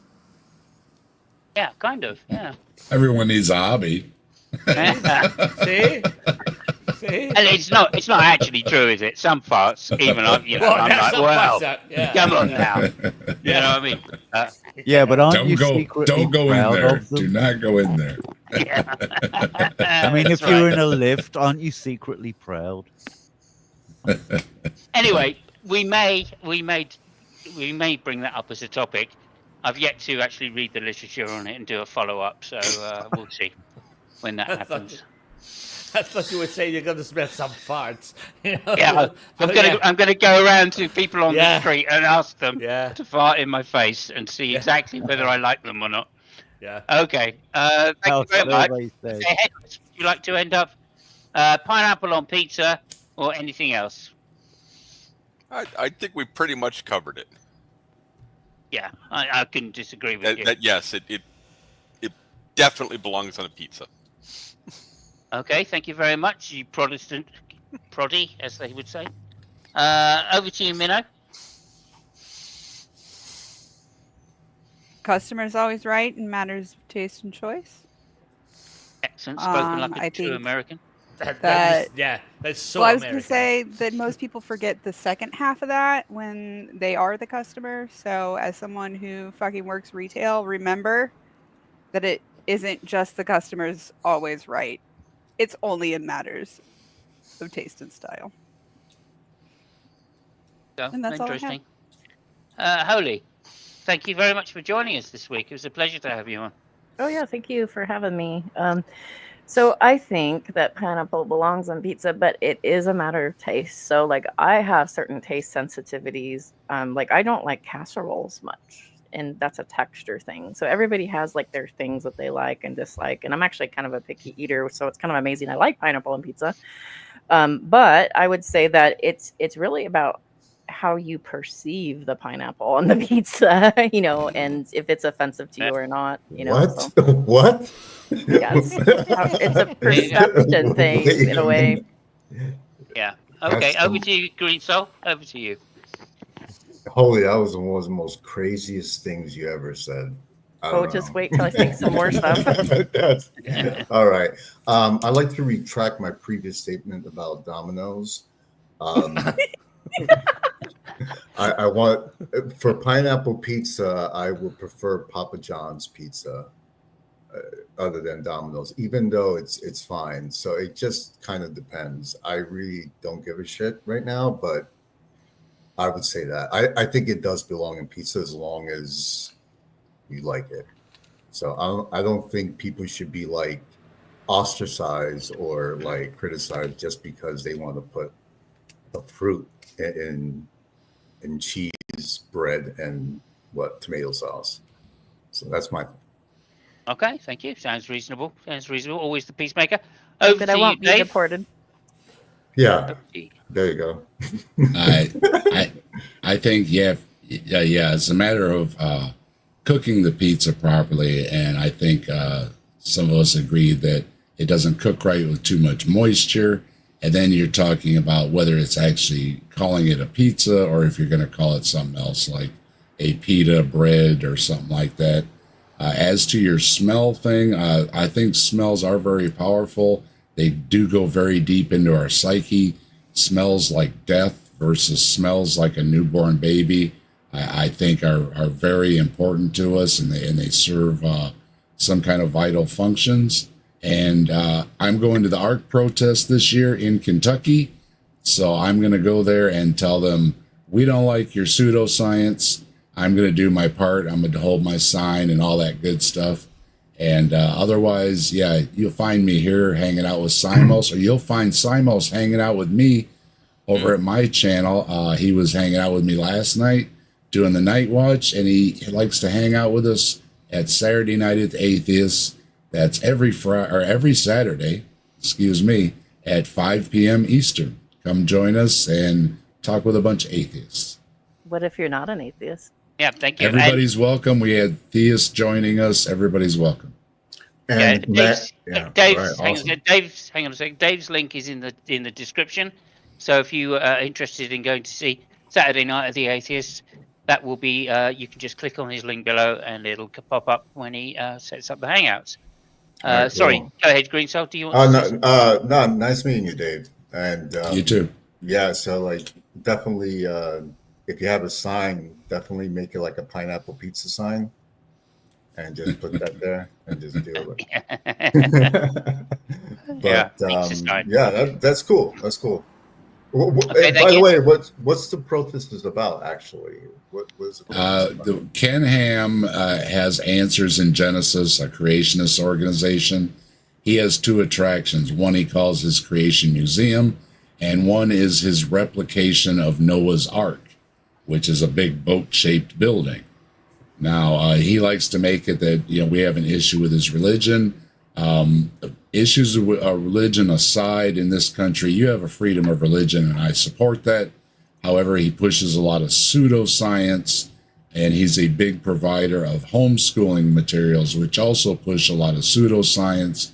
And other than that, some of the monkey business with getting tax breaks when he's really a ministry, stuff like that, folks take issue with. So that's what the protest is about. Also, let me just spin off of Ken Ham here. So Ken Ham had a very dramatic video some years ago, and he was wearing Birkenstock sandals for some reason. I just thought it was funny, in pants. And he's on the beach, and he's stomping on the beach, and he's got like a rainbow, and he's like, "We're taking the rainbow back from the gays." Yeah. And I'm I like, took it "Wow, back. you need to calm down, Ken." I took it back from him, so no worries. Is that possible? Could he really do that? I don't know. Is that even he possible? thinks a dinosaur powered a treadmill on Noah's Ark to get the waste out of there. No way. What? No, on my mother's eyes. There's a thing with a dinosaur running a treadmill with the buckets going up, and like in a erector set or something with a dinosaur running it. Gotta give it to his imagination. It's pretty It is incredible. Yeah, it's impressive. Awesome. Now, you don't have to make things up when you talk about Ken Ham. There's no reason to make things up. Who's crazier, Ham or Hovind? Personally, Ham Hovind. Hovind has a lot of personal issues. Right. Ham seems to be a good guy without skeletons in his closet, seems to do everything on the up and up. He's Ken Ham and Ken Hovind. Now, Eric Hovind gets along with him, but Ken and Kent Hovind have had some disagreements over the years, and if you notice, they really don't talk about each other. I noticed that. I was wondering. Interesting. Yeah. Now, as far as So, hang on a the minute, whole Dave. dino thing, that's Dave. creepy. Yeah. If you want to talk more about Kent Ham or whatever his name is, go to Dave's channel. Make sure you sub to his channel, and we'll be doing some stuff on the Kent Ham on Saturday at Saturday night at the Atheists. I think you have some more videos that are going to be reviewed, so that'll be very interesting. Fabio, did you want to add anything on this? I noticed you. Yeah, I mean, pineapple on pizza, as I said before. If Oh you no, like no, it- no, no, no! About the Kent ham, we're coming to you. No, Don't no, you no, worry. I'm Don't getting worry. there. Yeah. Okay, yeah. Oh, so when you get to me, because I'll tie that to Ken Ham. Go on, Brian. Pineapple on pizza. Pineapple on pizza. I think Fabio summed it up when he said you get the pizza you deserve. Yeah. I think that says it all. Yeah. Okay. Yeah. As far as Ken Ham is concerned, ham, pizza, that should work. It's pig, it's pork.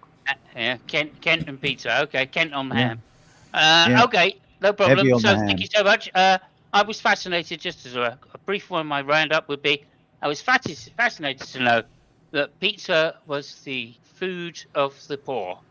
Very much like pottage is in this country, or was in this country in the Middle Ages. And therefore anything goes in it. And I think that sums it up perfectly. Over to you, Fabio, for the close. Big close. Yeah, now. I mean, the big close is what I said before. Brian already said that. I have no problems with pineapple on pizza. Okay. Let me rephrase that. I have no problems with people liking pineapple on pizza. If you like it, you deserve it. Much like if you like Can-Am, you deserve it. It's all what you like. You probably deserve it. It tells a lot about you, more than the pineapple on pizza. Personally, I think that pineapple belong on a pizza, and that pizza belongs to the bin. But it's just me.